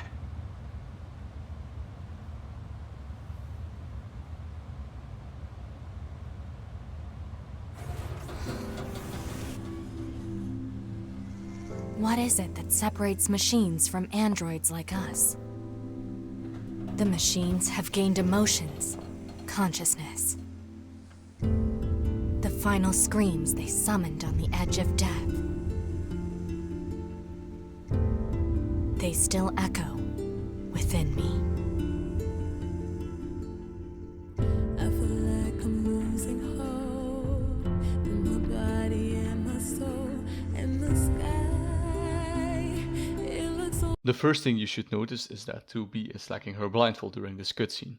If you harken back to what I said before, the blindfold being off would indicate that at that moment 2B sees some sort of truth. Whatever that truth may be is, as of now, a bit unclear, but we can make a guess. Very early on in the game states multiple times that the androids are not allowed to show emotion. With the character arcs being the ignorance of this rule, we can argue that the death of 9S is the final straw of this. If we allow ourselves to extrapolate this conclusion a bit, we can dig a bit deeper. The most obvious reason for the whole you can't show emotions rule is because contextually we're dealing with soldiers who in doing so ensure mission efficiency. In that case, showing emotion is not only breaking the rules but also disappoints command. So, 2B is crying because 9S died, that much is clear. But in doing so it also implies there is a ton of additional guilt that comes from it because she's actively betraying command, making the scene a bit more impactful. There's also a certain line that I believe to be very apropos. Verbatim it goes, "It always ends like this." If you analyze the line with our current understanding, this line is clearly meant to be a statement about war in general. Why does war end in death? The recontextualization in Route D makes the statement more specific and personal, changing the interpretation of the ending almost entirely. And there is also an interesting question posed here that warrants discussion. Is a copy of you still you? Ontologically speaking, the answer to that question is no, because the copy does not equate with your stream of conscience. Intuition would tell us that there'd be a single point in time where you as a concept begins. But I think it's not a point, but rather a chain. I believe that the definition of you is the causal chain of events that led to the current moment in time in which you are perceived and can perceive. Removing some of the links of that chain, in this case the erasure of your memories, would break the chain. With a broken chain, the you is not you anymore. However, a copy of you still contains the idea of you. From a third-person perspective, nothing has changed. But if then said third person in and of itself has a contextual chain of events that is similar but ever so slightly different than yours. You can still view the copy as the same, but it doesn't coincide with your internal definition of the original. To which extent can you then say the copy is still the same? In the scene, it is clearly stated that 2B thinks that 9S without his memories is not the same. Her definition of him, his chain of events that led to him being him, is broken because the copy is missing the lost links. It indicates that 2B's interactions with 9S when we started the game is her internal definition of him, which is broken when he reverts to his backup. It shows that during the events of the game, the connection that formed between the two supersedes their function. That connection in turn creates a sense of care. That care transcends even the aforementioned internal definition. You can explain it, so it is above it. Even in what seems to be a meaningless conflict, meaning can still form from a first-person perspective, in turn giving value to that which was supposedly meaningless. The androids and machines are made for war. It's in their nature. But it shows that the nurture that comes forth from that nature there is a capability of change. Maybe not in the physical sense, but more so in the metaphysical sense. Something you can't quite explain perhaps. Lastly, the part about the whole jagging into the machine network. I think that the scene supposedly functions to build sympathy with the antagonist. Or supposed antagonist. But this didn't work, for me at least. In a literal sense, the androids became part of the machine, implying that they are not too different from each other. In extent, it should build rapport. Hell, the game even questions the notion of androids and machines being different. The foreshadowing is very subtle. It's not. It really is not. But it's not like there weren't already enough signs to doubt what command says. Like in the opening sections after the prologue, we already see passive machines. 2B being very focused on mission efficiency, neutrality towards the machine is a byproduct of that. On the contrary, 9S has a more hostile tone towards the machines. This poses two sides of the opposite coin where the player has the ability to side with either one. Though again, with passive machines being seen literally within the first hour, you tend to side with 2B because she coincidentally is neutral towards them. Albeit that neutrality is a byproduct rather than actual intent. So the scene where 9S literally becomes part of the machines doesn't really work all too well if you already have the notion that said machines aren't too keen on the whole perpetual violence idea. You can't keep telling me not to believe in something when I see the opposite of that thing happening very frequently. The character arc both protagonist or quote-unquote protagonist had was becoming less cold, and showing emotion when doing so was explicitly forbidden. Especially 9S has undertones that imply that he's becoming more suspicious of command to the point he disapproves of command entirely by route C/D. All in all, it made that part of the ending a bit underwhelming in contrast to the beginning of said ending, resulting in something that is good but something that could have been more. The silver lining here is that the recontextualization makes ending A more interesting. That alone does a lot of heavy lifting but doesn't entirely justify the lack of depth compared to the other main endings. It's not the saving grace, but it helps regardless.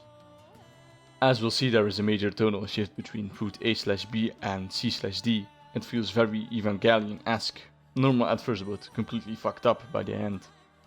In actuality, the tonal shift isn't really warranted by the narrative twists. In route A/B, there's a very stereotypical anime property to everything, exaggerated dialogue, completely over the top fights, etc. In C/D, this is a bit more lacking. There will still be over the top lines, but they will be more justified. That's the tonal shift, but the actual narrative twist doesn't coincide with it, even though they're not mutually exclusive. It results in a sort of whiplash once you look back on it. In the moment it's not too detrimental, only in retrospect I had the aforementioned whiplash.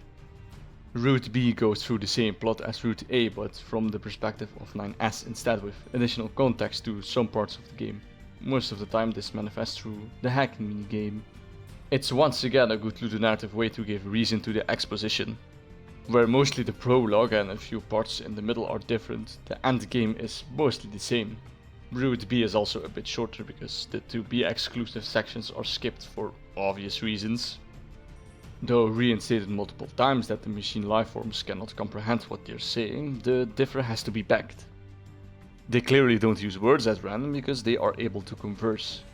Being capable of language to such a degree indicates at least some sort of greater intelligence, so there must be some internal mechanism that makes them choose set words. To which extent does this affect behavior?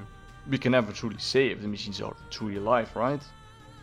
Existentially, being self-aware is the only form of living, so to say, but our perception of that self-awareness has only one point of reference. We can't describe what makes the machine self-aware. It's consciousness, just on a different level. This is where Route B puts into question the previous beliefs the game puts on us from Route A. For what there are a lot of small details that we can see in Route B. The first being that during 2B's booting section it actually shows your screen recording from Route A. Another being the boss names. As you might assume, a lot of the boss names refer to actual philosophers. The name of the boss is just that, a name. It being a reference is perfectly permissible because the name doesn't need to have some grander meaning to it. This detail confirms a bit that 9S is more advanced than 2B, who couldn't infer the boss names. Keep that in mind, it'll become important later. At certain points throughout Route B, a small cutscene involving a picture book will take place.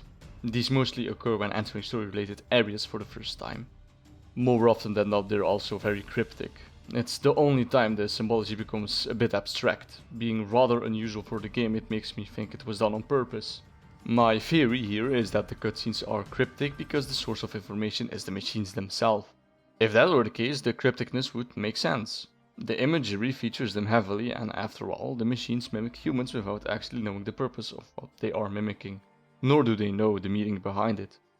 Our first clue was the imagery of the machines, the second would be the actual content that is being described. The most clear example I can give is the one concerning creation myths. For one, it's a concept that is completely made up by humans that isn't inherent to the natural order, like death is, for example. The scene says a lot about a certain godly entity bestowing something upon the machines, but there is a missing link. There is nothing that correlates the two. That would indicate that even though they notice patterns, the machines don't know why these patterns exist, nor what they mean. This indicates there is an understanding of creation, but there is a lack of meaning behind the creation of this creation. Here, it shows that the machines don't understand the concept itself. The next major reveal happens in the forest level. This time, we get a set of flashbacks as we progress throughout said level. Even with these flashbacks being short in length, the game manages to give us a lot to analyze, so let's get to it. Usually, when a king dies, the heir to the throne is their son or daughter. That much we know. Per usual, the machines copy this idea too. They choose his son and as protectors of the king vow to nurture him until he gets big and strong. However, the king does not grow up big and strong. It's more of this not knowing the why to the what. Unlike the previous section, there is a small difference to be seen here. Where our series of picture book cutscenes are there to show that the machines don't understand the concepts, here they don't understand the rules too. While it may seem a bit arbitrary why we choose sons or daughters of kings or queens to rule a monarchy, it's rather intuitive. Simply put, back in the day the strongest warlord wins and becomes the ruler. In the cutscene we can see this apply as well, because the proclaimed king is in fact the biggest in the room, literally.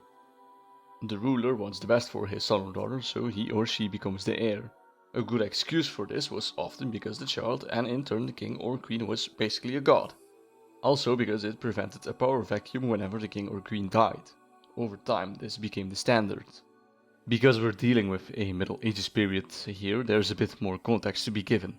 Because by then they realized it's easier to keep their power if they claim it's permanent.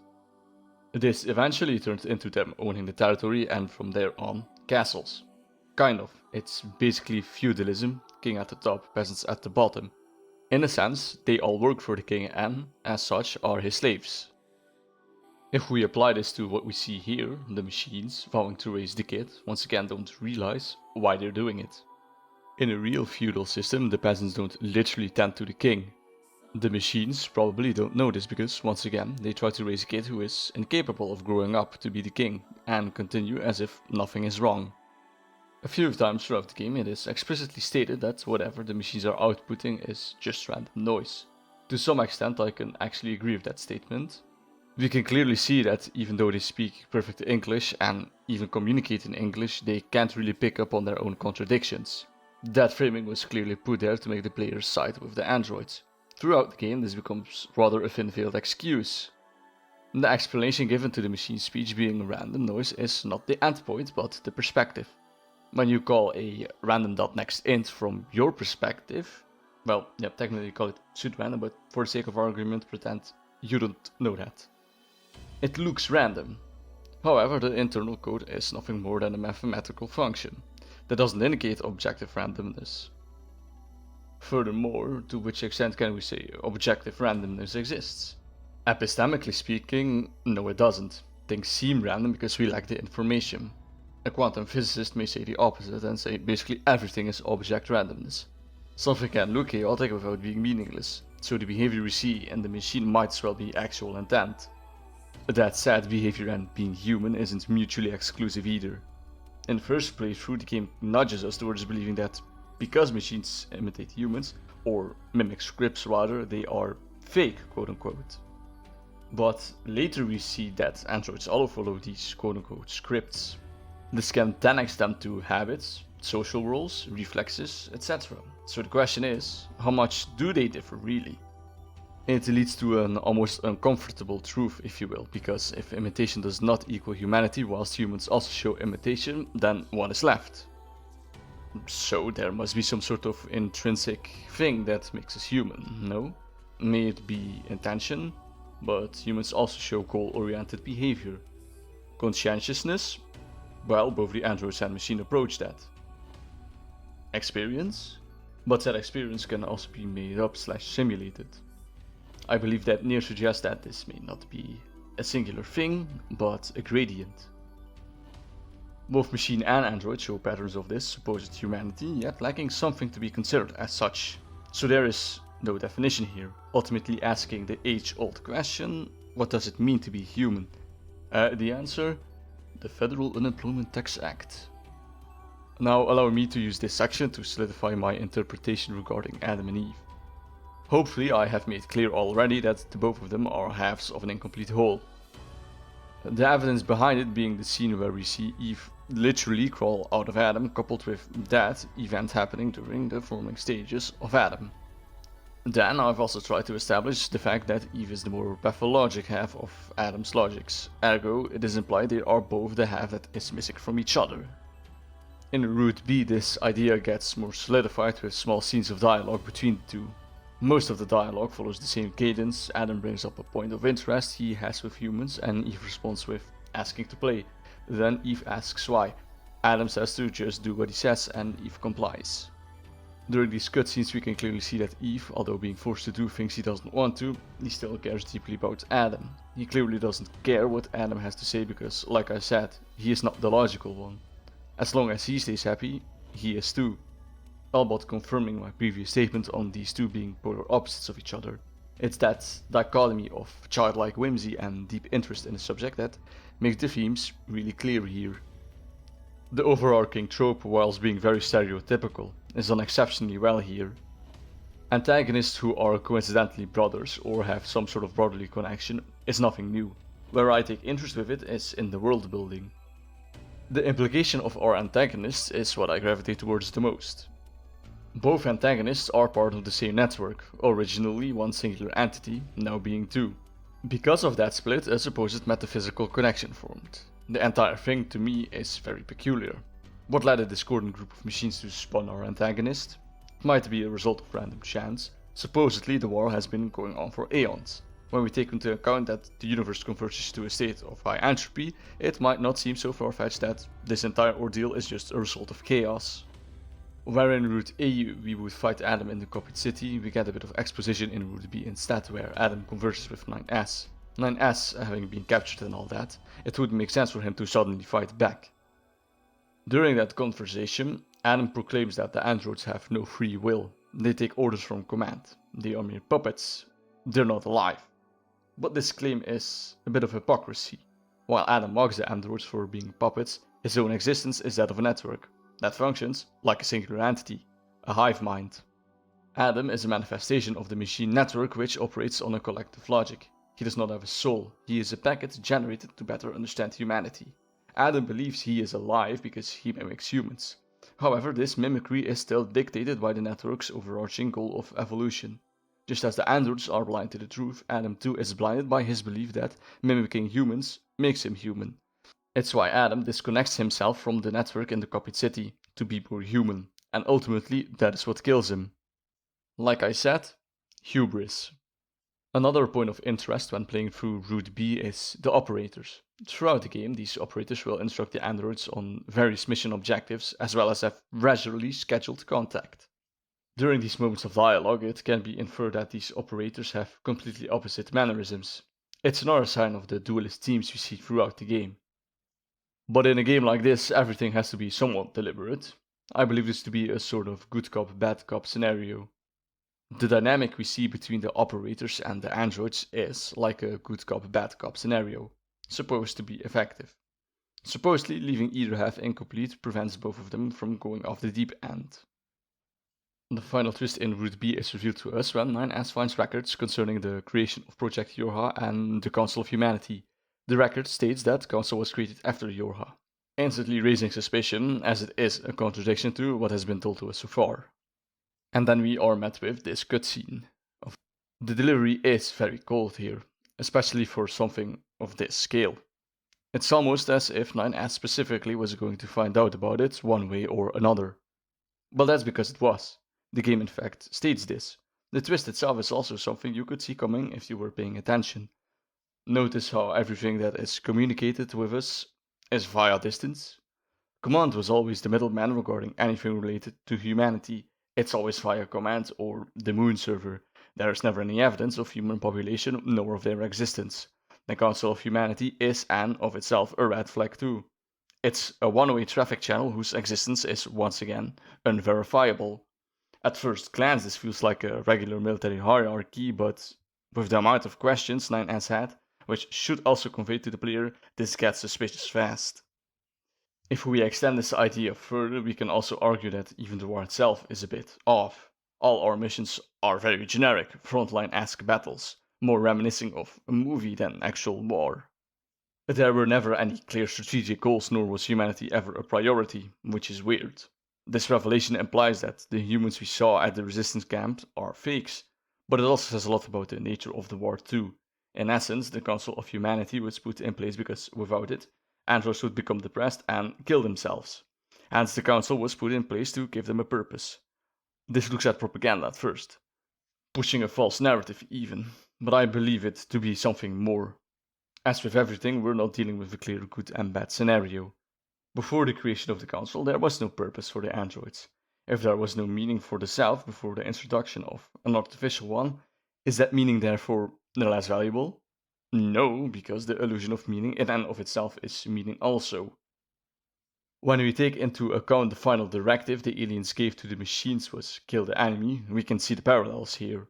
Not only are the aliens, like humanity, extinct, without the directive of kill the enemy, and thus prolonging the war, the machines lose their coherence. The entire foundation has crumbled, yet the systems that are built upon that foundation continue to exist.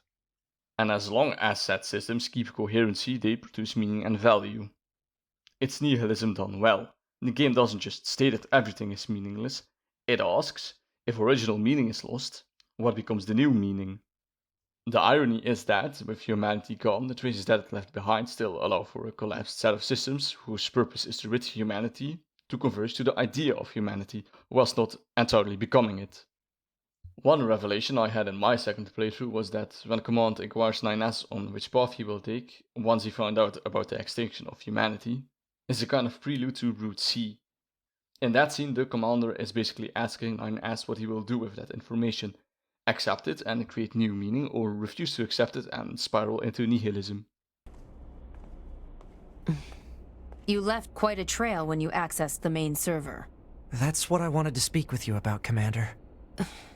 I found records stating that the Council of Humanity was established as part of Project Yorha, but I'd always heard it was the other way around. So did Yorha actually create the Council of Humanity? Yes. We installed the Council of Humanity's server on the surface of the moon. But that means... Mankind no longer exists. In truth, humans never went to the moon at all. Any transmissions received from the moon are just dummy signals we set up in advance. The only thing there is a small bit of data relating to the human genome. But why would you... Humans were already extinct when the aliens attacked. All the details are stored on this memory chip. If you want to look at it, I won't stop you. Wait, you're just giving me this? But why? No one fights without a reason. And we need a god worth dying for.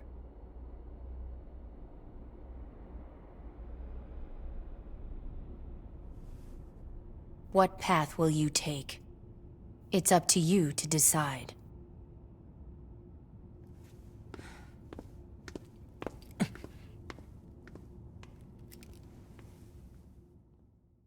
The answer to that is what we'll see in Route C. The conjecture being that, being made to serve humanity, and with humanity being dead, he has no meaning. When he then loses his only anchor, 2B, he effectively asserts this stance fully, resulting in a spiral of destructive nihilism.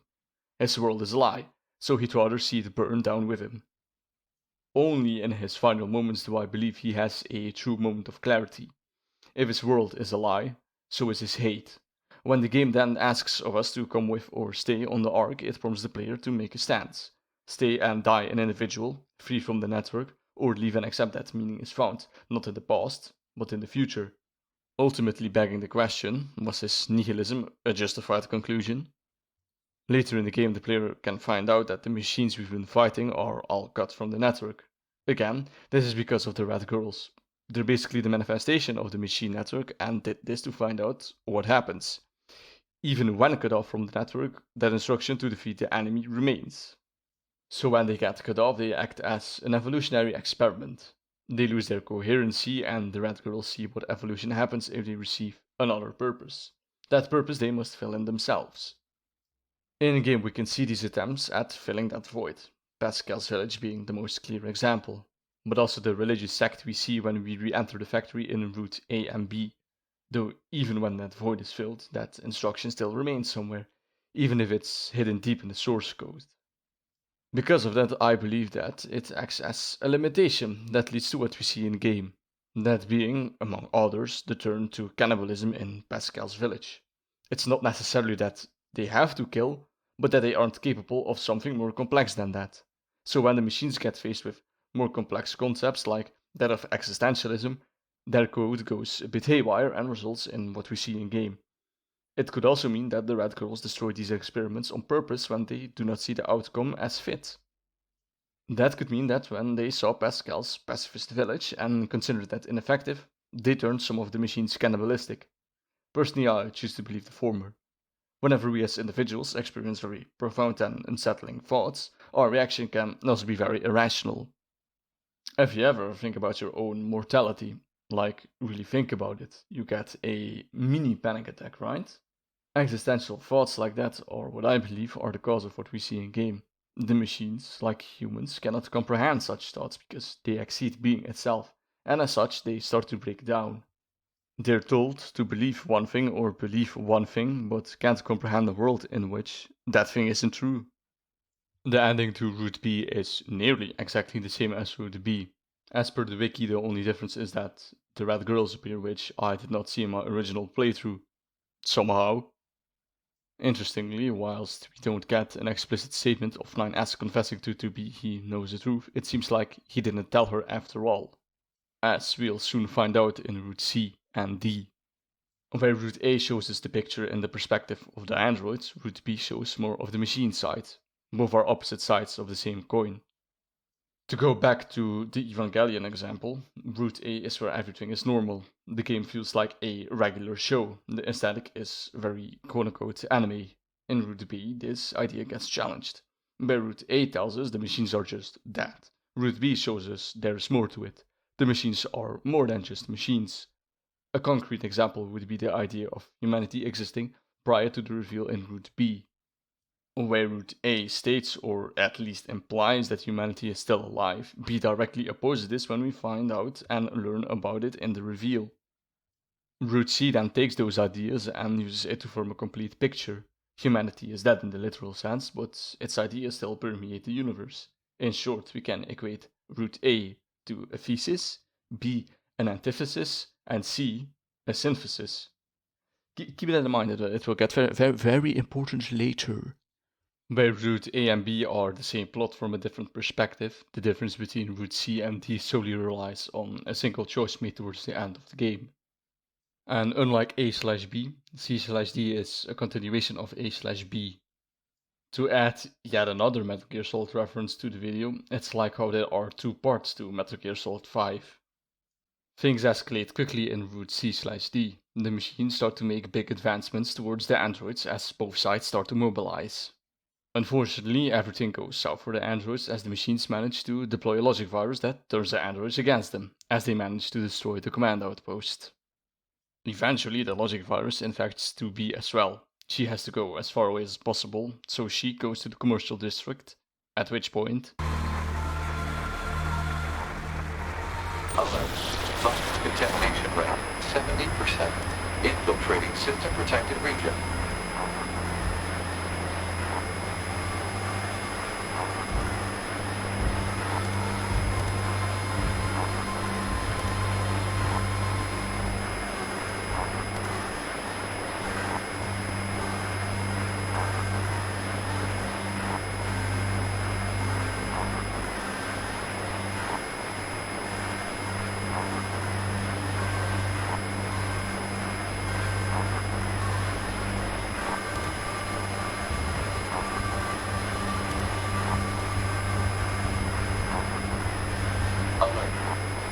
Contamination rate 90%. Alert. Unusual heat generation in central nervous system. Internal combustion imminent. Abnormality detected in visual sensors. Alert. Deterioration found in black box. Alert. Damage to data backup system. Step damage will make it difficult to retain self-consciousness upon backup.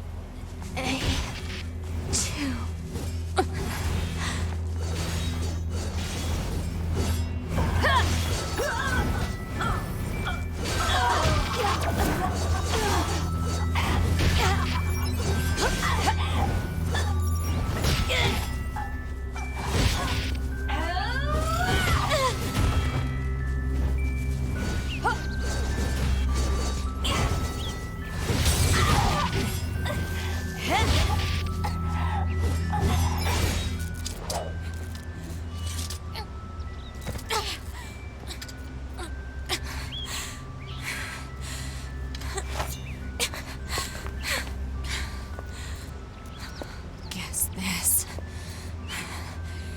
is it.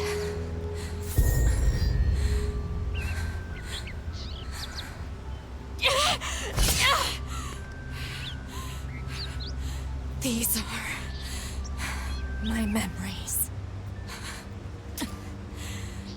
Take care of everyone for me. Take care of the future, A2.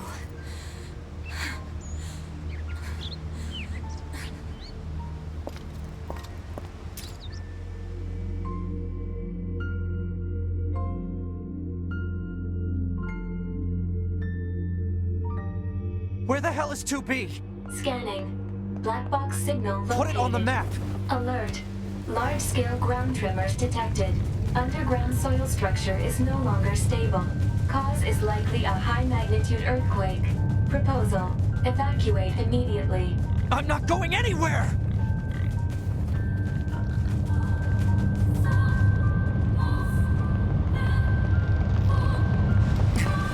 To be!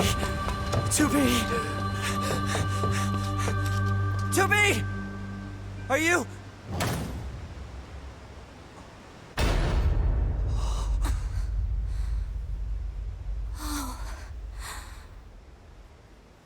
Nines.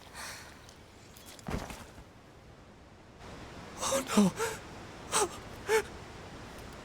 2B. No!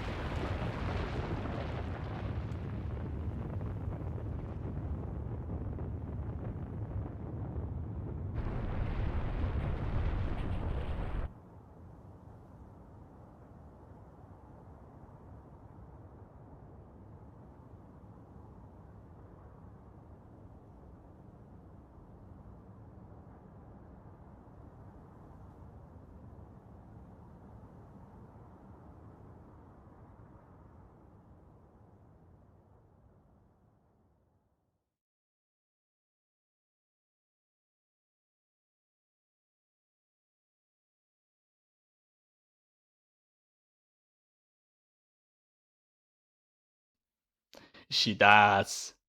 With the death of 2B, which was witnessed by 9S, Route C starts off proper.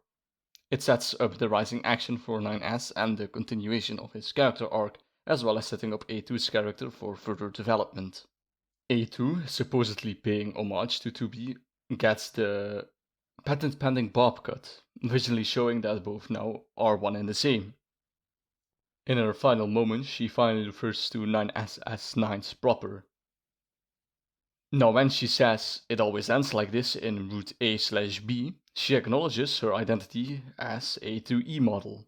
Her existence is that of a betrayer who eventually has to kill 9S when he figures out too much.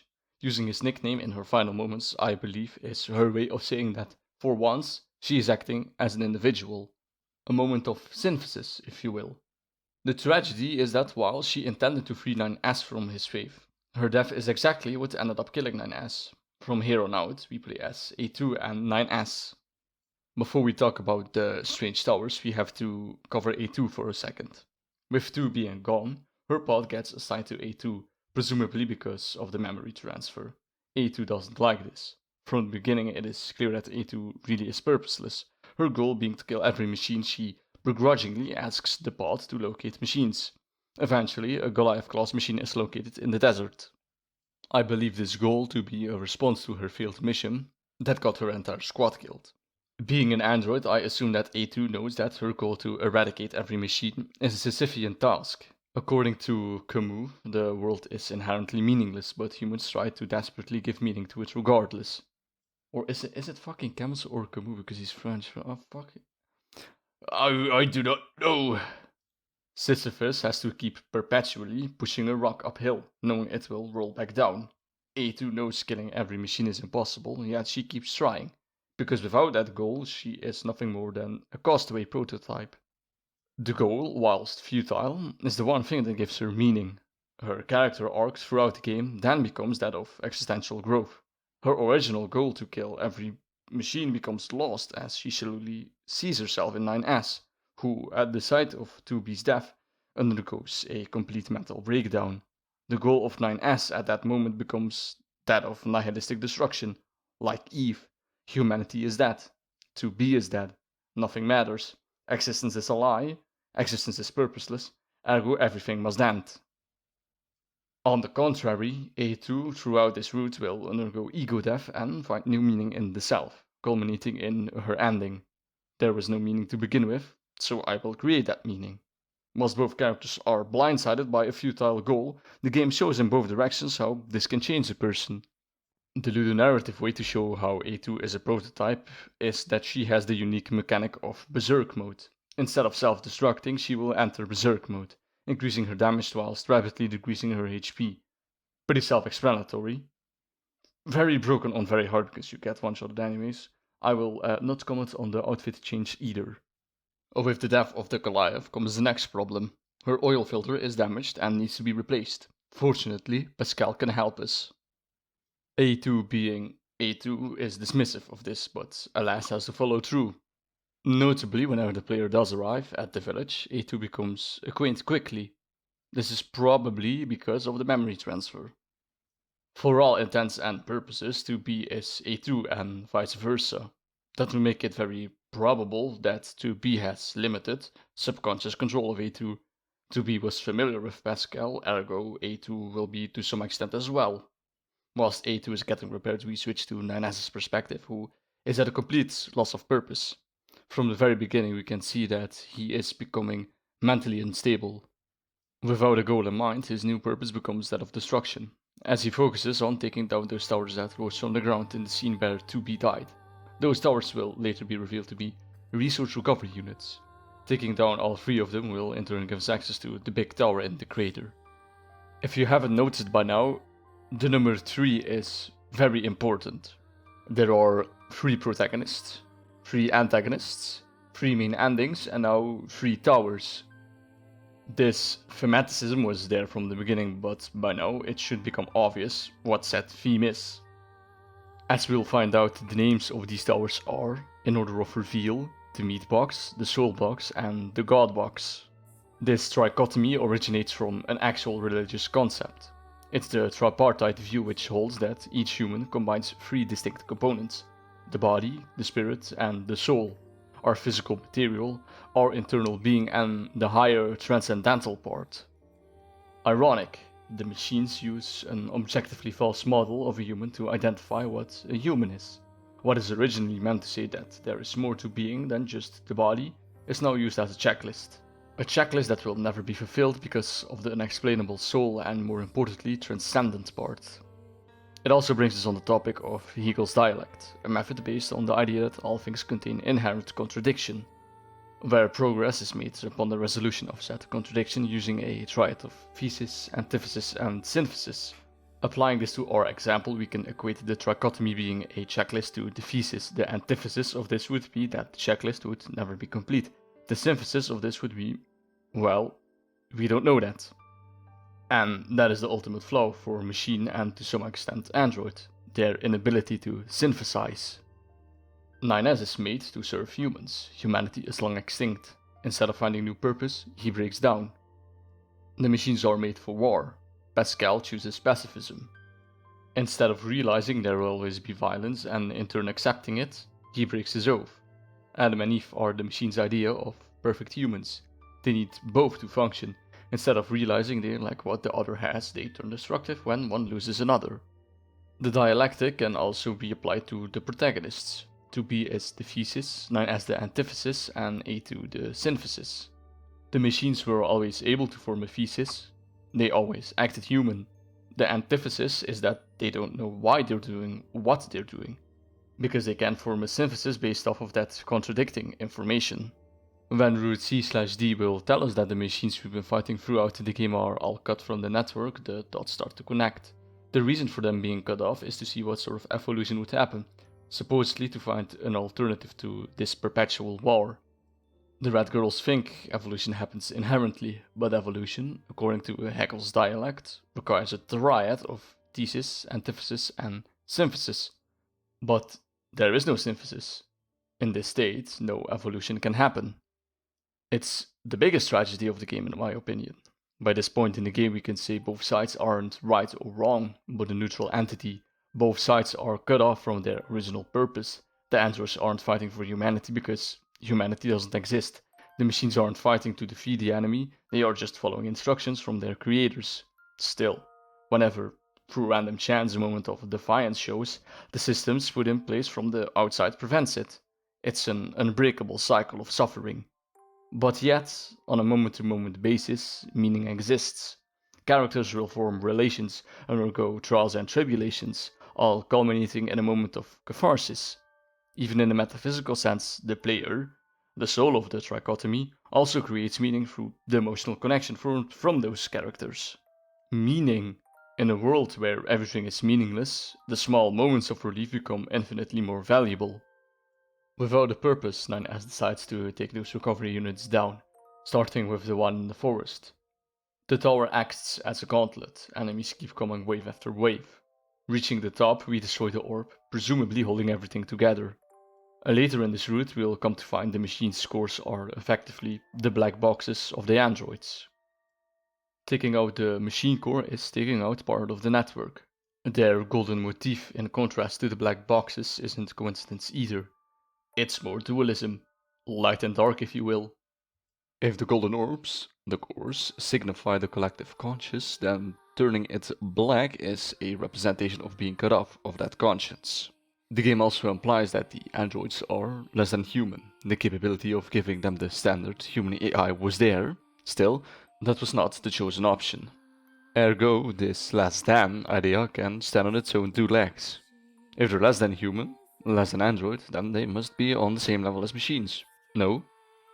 That's certainly one interpretation, but mine is a little bit more optimistic.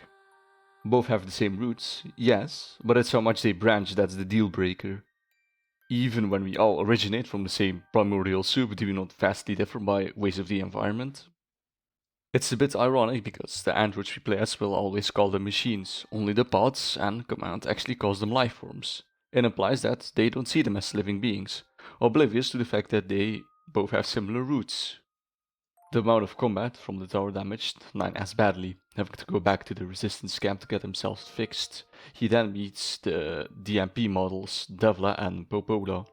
Like I said previously, they're like Amel, characters from the franchise that aren't properly reintroduced. Their backstory is revealed through a text slideshow, if you will, later in the game. It tells us how the Devla and Popola models were tasked with projecting Project Gestalt. This failed, in turn causing humanity's extinction. Because the DMP models were tasked with protecting Project Gestalt, they became the scapegoat when said Project Gestalt failed. They were then reprogrammed to have constant feelings of guilt. As stated by the DMP models we see in-game, they want to atone for their sins. In-game, Devla and Popola accomplish this via protecting 9S when he hacks open the central tower in the crater. At first glance, the tragedy comes from the fact that the guilt feelings are artificial. They're sacrificing themselves for a hollow cause. But as always, it's a bit more layered than that. Even if the feeling is artificial, the perception is still as real as ever. At the point where 9S is hacking the tower, he's already a goner. That happened at the soul box. When we find DMP helping 9S, we're fueling a fire instead of helping. So the artificial guilt, in a metaphysical sense, becomes real guilt. Yes, their atonement is fake, but they're also unknowingly pushing 9S further. Still, from their perspective, it doesn't matter. Like I said, their feeling of guilt is real, even though it is artificial, so when they unknowingly fuel 9S's fire, they still feel that they have atoned for their sins, while, in actuality, they kinda didn't. The illusion of meaning in and of itself is meaning. It's that the meaning coincidentally destroys rather than mends. Switching back to A2, the next major advancement occurs when she receives a distress signal from Pascal telling her to come to the village. Upon arriving there, we see that everything has gone to shit. The machines have turned against the village and are even eating each other somehow. Regardless, this will be the inciting incident for Pascal's character arc. Pascal flees with the children of the village to the abandoned factory, the same factory from the beginning of the game. He still isn't safe, however, as we get ambushed yet again. This turns violent quickly as Pascal, desperately trying to keep the children safe, breaks his oath of pacifism. And on return, it seems that the children all killed themselves. Reason being that Pascal teaches them fear, so they wouldn't do stupid things. Alas, they died because of this. Where Pascal thinks this is his fault.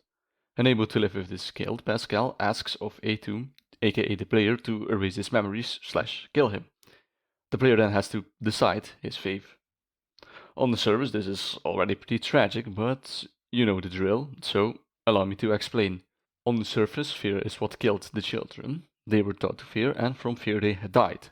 However, I believe this was just the manifestation, not the root cause. Biologically speaking, fear stems from death. You fear something because you think it might lead to your demise. Knowing that, the contradiction becomes clear. If you fear something because it might be fatal, then killing yourself would be a contradiction of what fear is trying to prevent. Still, they kill themselves. So how come? One reason for this happening could have to do with overcoming the fear of death.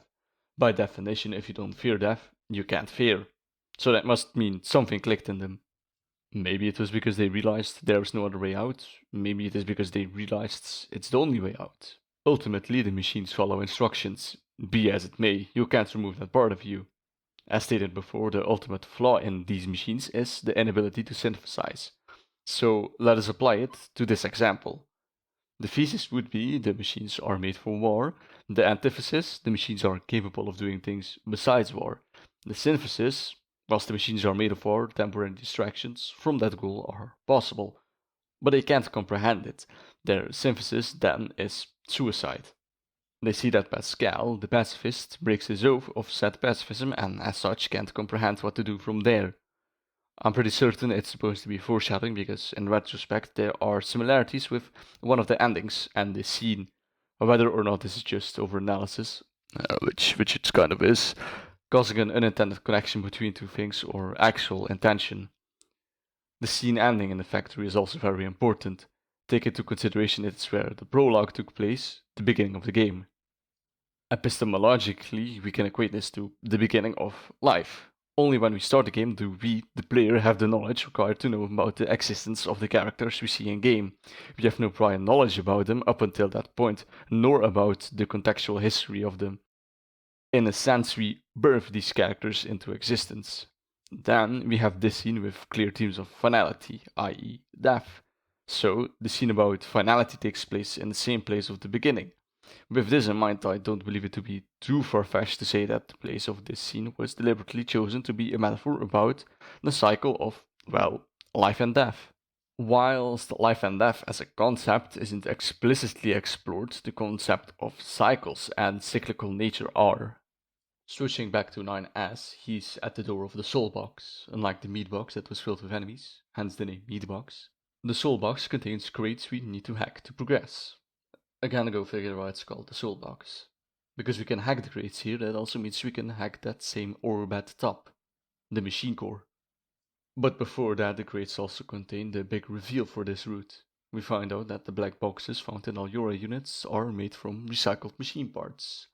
Not only that, but the game also reveals to us that Yorha units are made to be disposed of in a cyclical nature.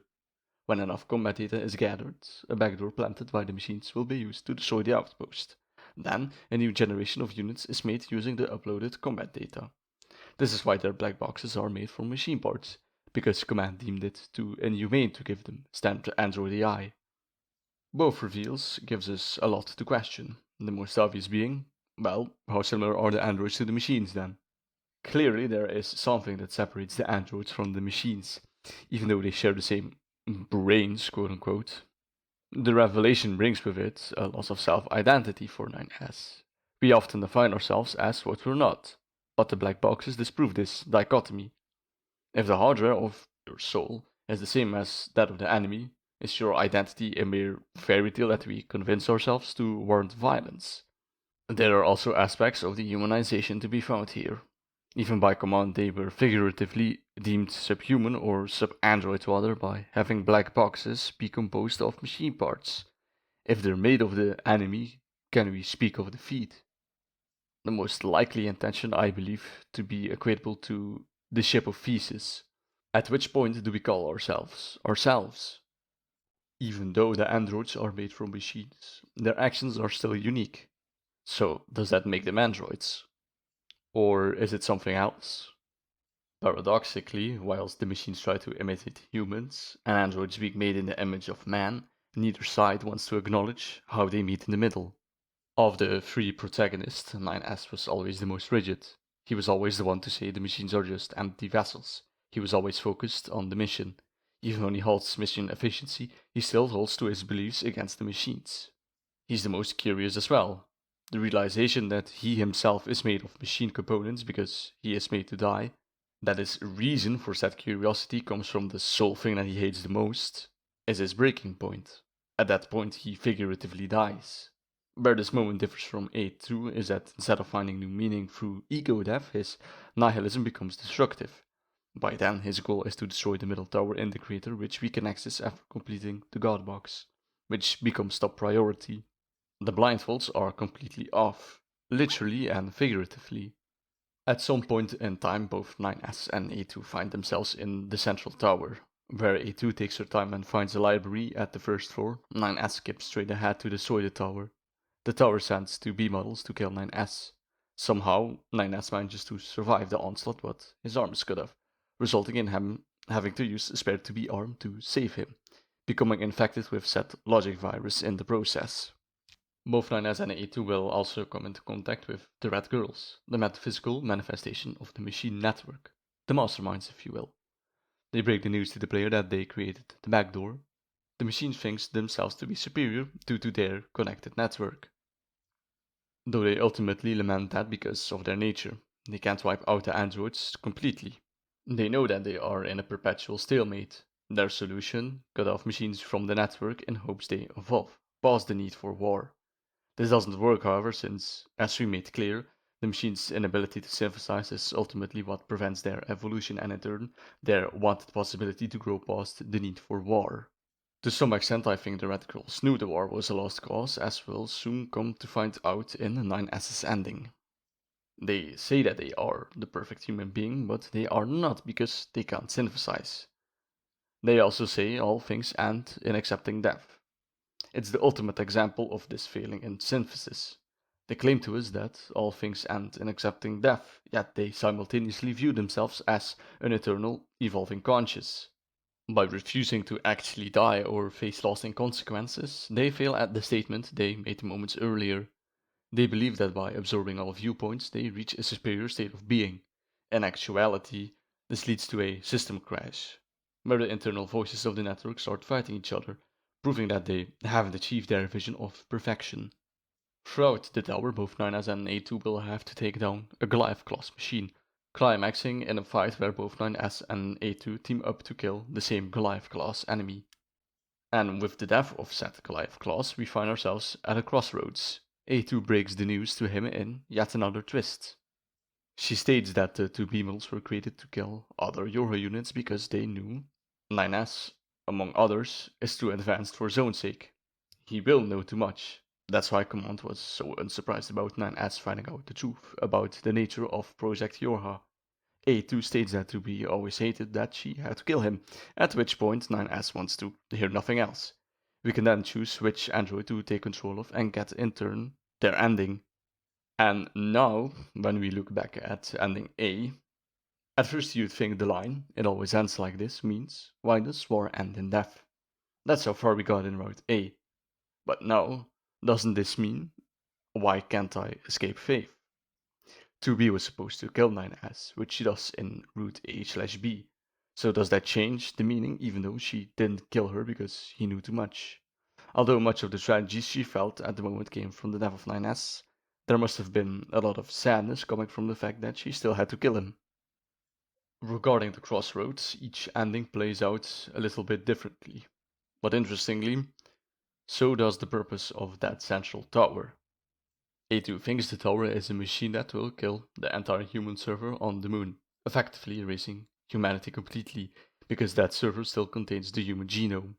It's weird because why keep a library in what is basically amount to a cannon?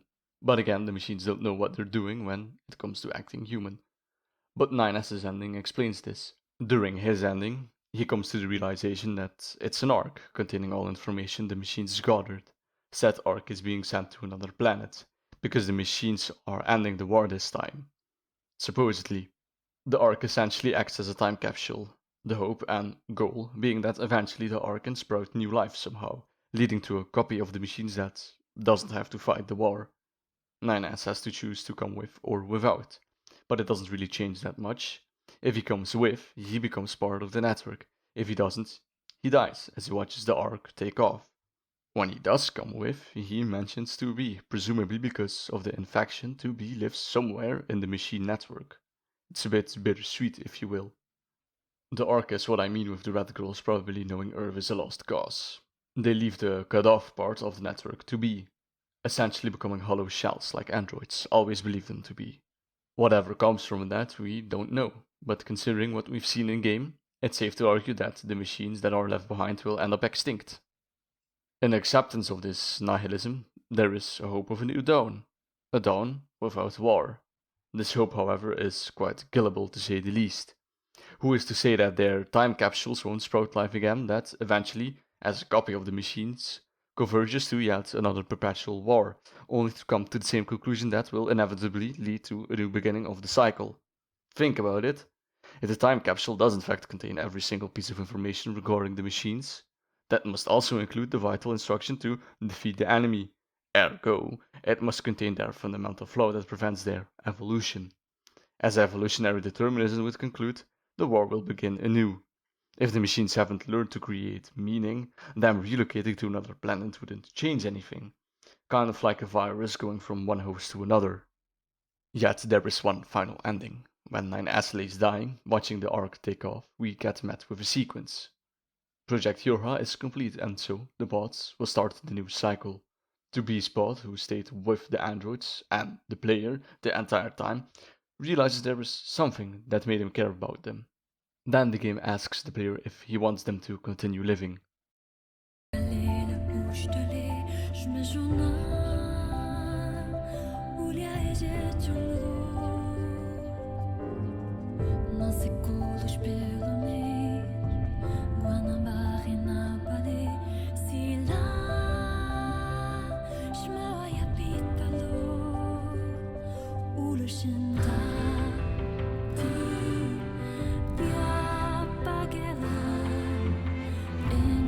report. Our mission to oversee the progress of Project Yorha is complete. Proceeding to final stage of project. Commencing deletion of all data.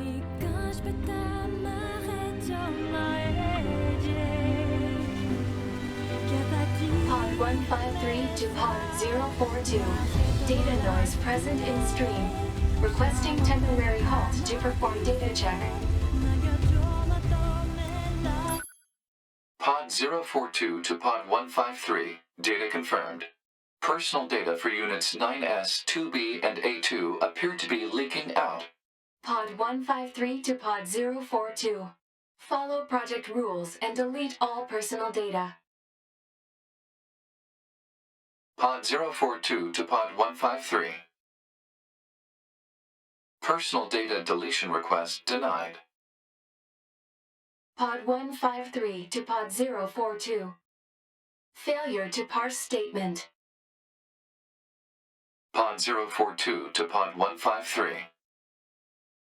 There was data created in my banks as I was referencing the records. I realized something. I have come to the conclusion that I cannot accept this resolution. The destruction of all Yorha units is an essential component of the project plan. All data must be destroyed. Pod 042 to Pod 153. Repeat. Personal data deletion request denied. Initiating data salvage. Pod 153. You hoped they would survive as well, didn't you? We lack the authority for such an action.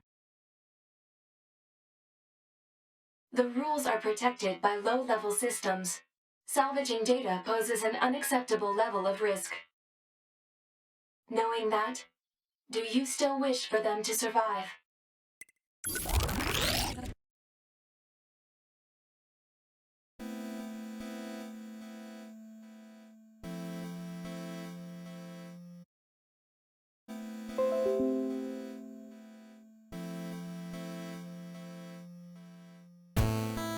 And then cue the most difficult bullet hell section that lasts an extraordinarily long amount of time.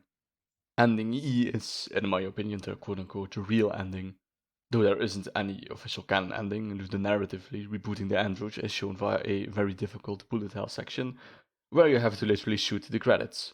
Obviously, shooting the credits is symbolic of resisting the end. Every time you die in this section, you also get a small message from another player. You can also see where the message originated from. This has a cap, however, which I find quite unfortunate. Would love my screen to just become a ball of light because of the amount of messages. Still, if you die enough times, you can receive help from other players, making the section infinitely more doable. After the section, you get asked to forfeit everything to help other players. This will delete your save. All your saves. Deleting your save file is a metaphysical yet pertinent way to convey to the player what the game tries to tell us. It's great, but I still feel like it could have been done a little bit better because it doesn't entirely coincide with the actual ending. Yes, we still end the cycle, but deleting the save files feels more binary than the ending cutscene implies. Originally, I would have deleted my save file if not for the fact that I named my save KYS because I was getting very frustrated on very hard and made a new save on hard instead, but fret not, I did so on the replay. Whilst ending E seems to be the best ending, I believe it to be the most tragic one. Consider this. At the point of the ending, the arc has took off and such, only the cut-off parts of the machine network remain. With 2B and 9S alive, Project Yorha isn't complete and never will be as long as 9S and 2B are alive.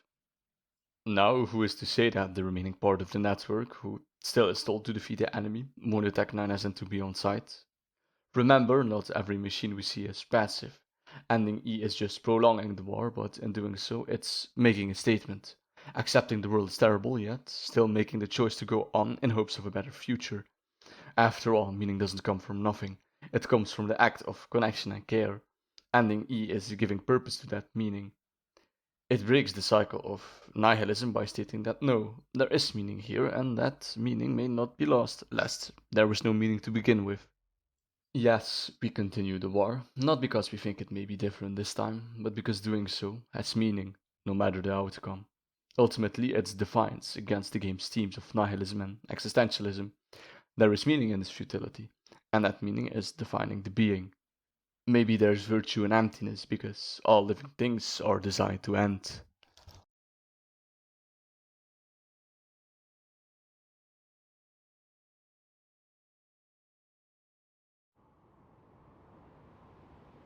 Everything that lives is designed to end. They are perpetually trapped in a never-ending spiral of life and death. However, life is all about the struggle within this cycle. That is what we believe. Pod 153 to Pod 042. How is it going? I am embarrassed. Why is that?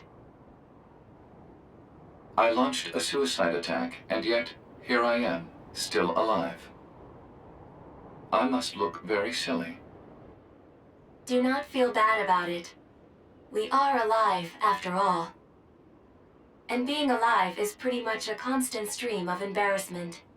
That concept is a bit too abstract for me to understand at this time. I will save it in my list of things to analyze later. Question, Pod 042. Did the data salvage restore all of their past memories? Yes, And are those recovered parts of the same design as previous ones? yes. Then, won't that simply lead us to the same conclusion as before? I cannot deny the possibility.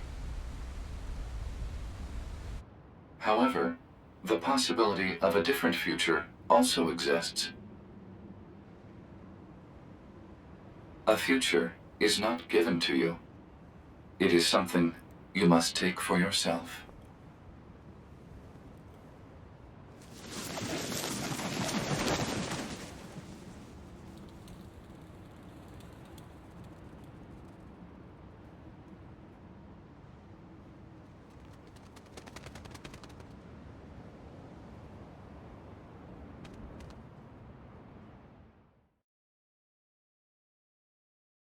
Pod 153 to player.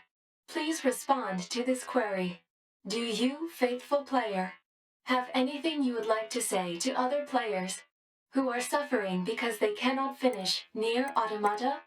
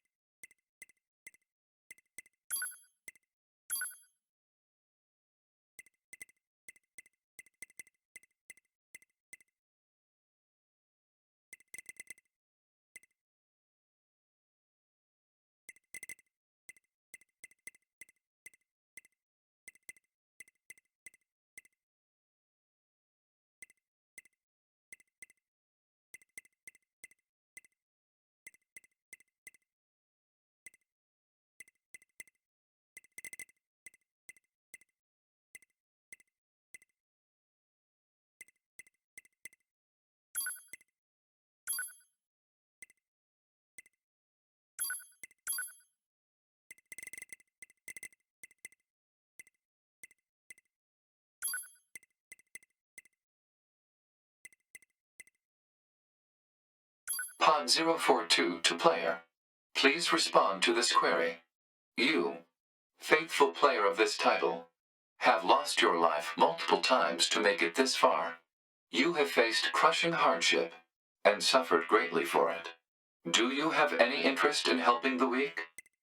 Selecting this option enables you to save someone somewhere in the world. However, in exchange, you will lose all of your save data. Do you still wish to rescue someone, a total stranger, in spite of this? The person you save will be selected at random. As a result, this person, who cries out for help even as we speak, may be someone you intensely dislike. Do you still wish to help? You worked so hard to unlock debug mode and chapter select, but they will no longer be available to you. Do you still wish to help? You may not receive thanks for your efforts. Some may say that your efforts are purely for show. Do you still wish to help? And you are truly, truly sure about this? Very well. In exchange for all of your data, I will convey your will to this world.